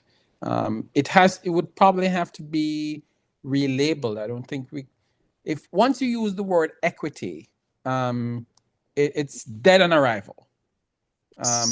So I think we have to be more creative, and I think we can still achieve the same goals and objectives, but I think we have to probably repackage it, as optimization of, for example, of kidney health in I don't know how you'd even describe communities of color, or but you'd have to frame it in a way that allows for a good discussion without the politicization and because the environment right now, I mean, I'm a federal employee. They tell us you can't use his, her on your, if you have that on your, as a part of your email signature, you have to remove it, right? You can't.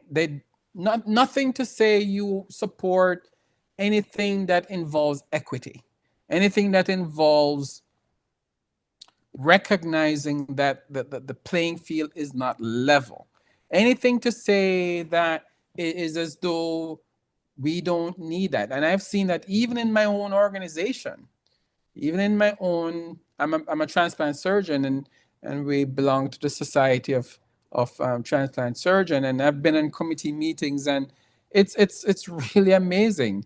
Like all the work we've done all these years took years to do work in terms of equity and representation, and like they struck all of that from the language that they has as a part of their charter and a part of their um, statements. So this is the environment we're working with. But I think what we have to do is really be creative, not still do the work. We have to still do the work, but we have to find a way to rebrand it so that, optimization of kidney health in in populations, in all populations, or and use different you know we could use in economically disadvantaged. I don't think anybody has any problem with using a term like that in economic, or using economic matrices. I don't think anybody has any problem with something like that, because but we know that you know that would cover in part some of our populations. But that's the kind of creativity I think we have to approach such a question with, in order to get traction and get funding and get into the right rooms. Because otherwise, once you use certain words, you're not getting any money. You're just not going to get any money. Not from the government, at least. You may get it from private or from philanthropy, but you're not going to get it from the government. Okay. But I would think from, if I might interject, I agree with what you're saying, Dr. Vaughn. But also, we need to look at transparency and accountability. And we need to also start with the policies and procedures. And if they are getting fundings, we want to make certain that the funds are used for what they prescribe them to be, and not then do the research and make the research fit what it is that they would like it to then fit. So we need to have someone perhaps maybe looking at from the perspective of, if you're doing research, that your research is really approaching those that it need to be approached, and not just to have names there or just to have certain people because you want to say that you're having inclusion. You want to have someone monitoring to make certain that you are in reality doing what you say that you're doing. And I think that the government is not beyond reproach. So therefore, we need to not be held hostage, intimidated, or whatever, because a certain group of people or a certain organization feel that they want to then, because many times they exploit people of color. And that is why enough is enough. And usually when I speak to people of color, I let them know that they need to then be aware of that.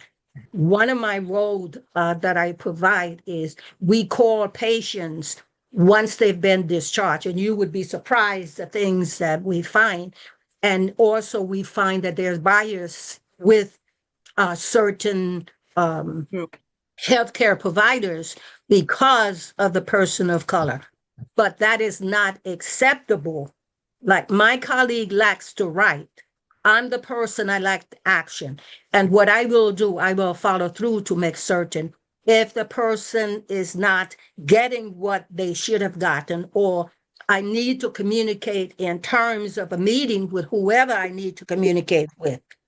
I don't feel intimidated that I will not go that route, and then make certain that the patients have gotten what they need, and then follow through on it. And not allow patients to be labeled in terms of, and I know it's very easy. One of the things, Dr. John, you and I mentioned this one time before. Diabetes doesn't define the person. So a person is not a diabetic. The person is a person who has diabetes or who has a condition. And those are some of the things that I find that in many instances, patients are kind of labeled in when it should not be. Okay. Thank you. Thank you, Dr. Marshall. The President Sakina Black asks, how can we encourage African Americans donors? I guess, how can we encourage African Americans to donate? Sakina Black, you want to? I'm listening to everything that was said, and it seems, as well as we know from, again, all of you that are here, that not only is it an issue of having the disease, it's also an issue of donors. And I believe that, it's always best to try to get a person that's more as similar to you as possible. So therefore, we probably looking at more African American people to donate their kidneys by whatever means. And so, how can we just try to encourage people to do that? I think that just the idea of donating sometimes is scary for people. So how can we just try to encourage people to feel that this is something of importance? Yeah, it's we don't have enough African Americans. I think part of it is the distrust. Part of it is the paternalism of medicine. For example, the APOL1 gene, even though you need to be homozygous in order to have the disease, there's an assumption among a lot of providers that if you're African Americans, you're probably going to have the APOL1 gene, and so you shouldn't be a donor. So there's a certain paternalism, which is good, but then it also excludes someone who could be a donor otherwise, who may just have maybe heterozygous and may not have any. It may not affect their kidney function long term, but because of the fact that they're been labeled, they're like, oh, you shouldn't be a donor. So those two things are definitely not helping. The trust issue and then the paternalism on the other end is not helping as well. And I think, really community-based interventions and just good old-fashioned talking and relating is what's going to move the needle on that. I mean, I work with an organization who has donors that give to veterans, and so these are people who are altruistic. They advertise, they do a campaign, they go on the TV, and then a bunch of people say, okay, I want to give to a veteran. And, I was looking at their data, and when you look at the races of the donors who have given to the veterans, and, as mentioned before, most of the veterans, and certainly on my transplant list, are African Americans, over 50%. But when you look at who these donors are, these altruistic donors, most of them are white. And when I looked how many were African Americans, there were 0 out of 80. Out of 80 donors that had donated all over, there were none that were African Americans who came forward to give to someone who were not their family. So I think that the trust is a big part of it, and of course the paternalistic attitudes of medical profession is another contributor. But I think to dent that, we're going to have to do some real work. I certainly, when I see families come in and I encourage them to have those conversations. Encourage them to have conversations. And sometimes the father has a son who could be a potential donor, and it's like, I don't want to, and it, you know, I don't want to do that to my son. I'd rather get it from someone who has died. I mean, so there's that too. But it's a challenge. It's a challenge. I find that among our group, we have definitely less donations. Definitely less donations. I Okay, have a question.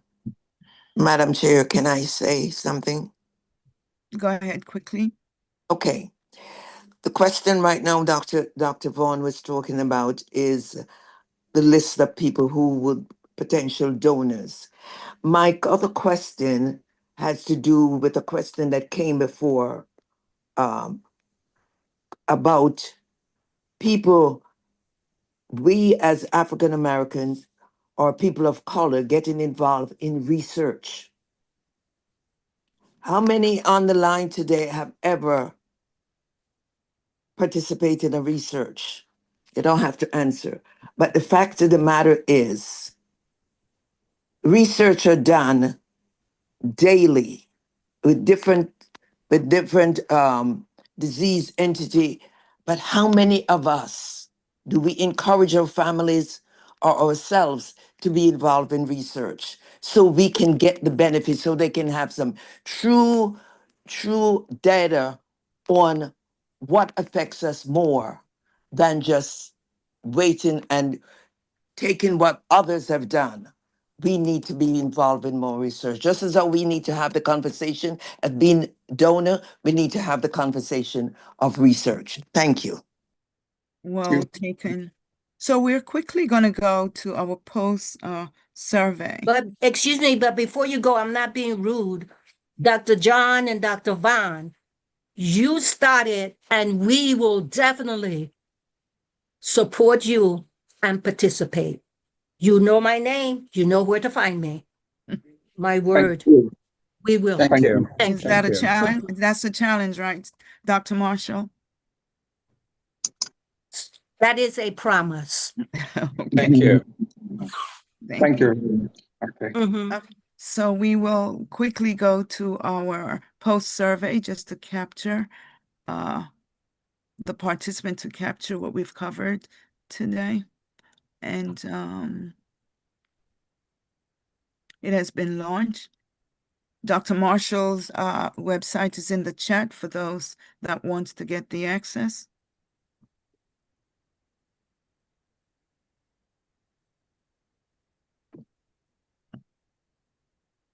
Tony, are we gaining traction, as Dr. Vaughn would say?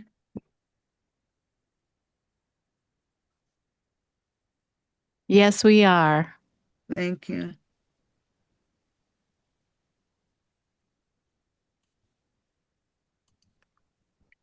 Dr. Vaughn, we have someone that responded. It says, congratulations to all the panelists, Dr. Vaughn and Dr. Marshall and Dr. John.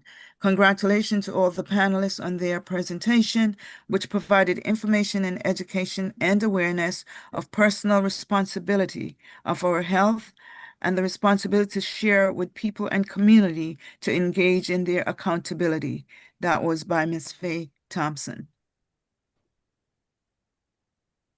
Thank you. Thank you so much. Thank you. Mhm. Yes, we only have a few more minutes left. So if we could get more people to fill out the post survey, that would be great. We had great participation at the pre-survey, and we would love for you to give us your feedback in our post survey. You guys should start to see some of the responses come up on the screen. Yeah. We went into overtime, but this is a topic that is very extensive and it takes more than 2 hours with the quality information. And there are questions that we did not get to ask. Maybe next year, if not earlier than next year, we can entertain. As Dr. John, I just would like to get in, should there be dedicated funding for research on genetic risk factors, example, the APOL1? Absolutely. Yeah. Yes, absolutely. There is quite a lot of work in the last 2 years that have been done on APOL1 associated kidney disease. To my knowledge, most of the funding seems to be coming from the private sector. I think Vertex Pharmaceuticals has been one of the leaders in that, but we need the support of the federal government. Absolutely, 100%. Okay.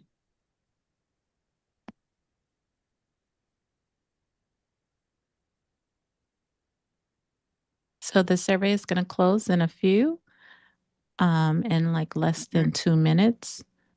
So if you could please, just fill out the survey, and so we could collect all of the responses. And thank you so much for everyone who participated in the poll thus far.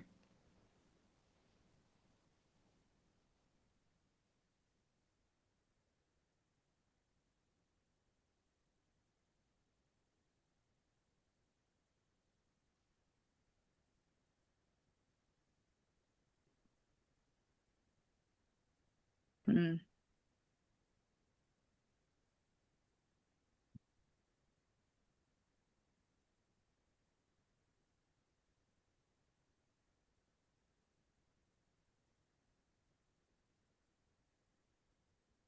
Thank you guys. Keep the poll questions coming. Keep the responses coming. We appreciate it. It's only 5 questions. Thank you, Tony. And we have less than a minute left before we end the poll.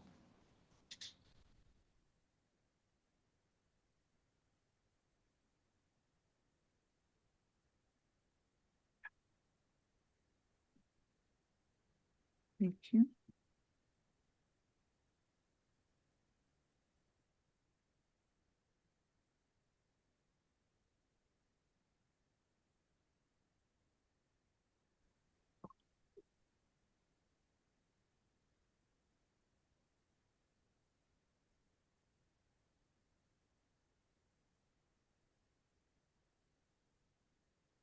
All right, we have about 10 more seconds and it'll be over.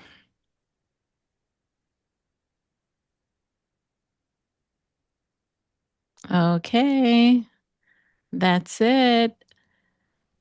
You guys should be able to see everything and all of the feedback. And thank you guys so much for participating in our poll today. All right, Jennifer, take it away.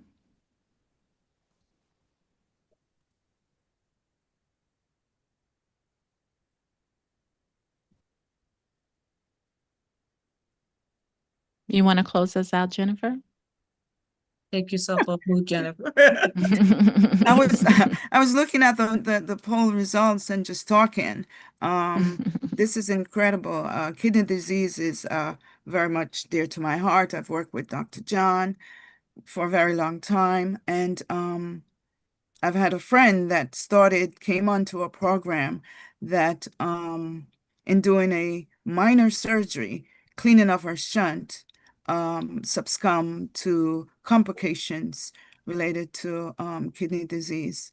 And this year would make a year since she has transitioned. So I want to thank everyone, and I want to thank Faye Thompson. She's a cardiac provider that says that the sole responsibility lies on us to take care of ourselves. We can lobby in Albany on these issues, just like the doctors have said, and I will be certain to Dr. John, Dr. Marshall, and Dr. Whitaker take it up to Albany when I do go, because we do go twice a year with our nurses organization and with other civic organizations. So that is also part of my plan, Dr. Marshall.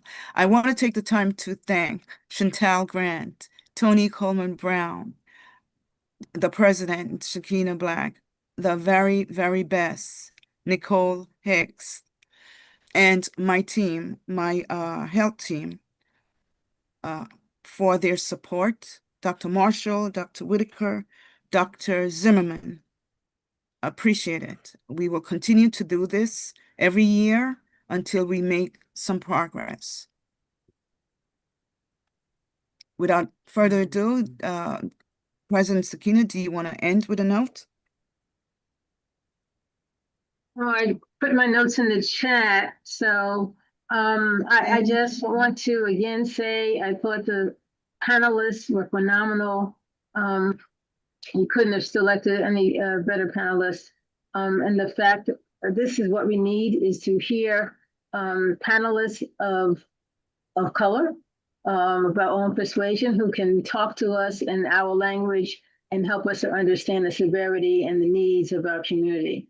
So it was just excellent. I just as always, when we have these sessions, you always wish that there were more people that were able to share or get this information to listen. And hopefully by live streaming, we will have some additional people who will be able to benefit from the knowledge that you were able to share with us today. So again, I thank you. I thank all of the members who attended, the guests, the community, and of course, the health committee, as I stated, the same people that you just mentioned, the health committee. Jennifer, thank you for sponsoring. I know you do it every year. I think this year was even greater than the last, and so it's getting better each time. So all of the people, the tech team, et cetera, we really appreciate all that you do, and your determination to get the word out, to make sure people are knowledgeable about all these things is just what we need. So again, have a great evening, and we thank you all so very much. And the partners, of course, thank you as well. Thank you all. Can we get a quick picture? If everyone who wants to be on camera, please come on camera so that we can get a quick picture of everyone. Hi, Faye.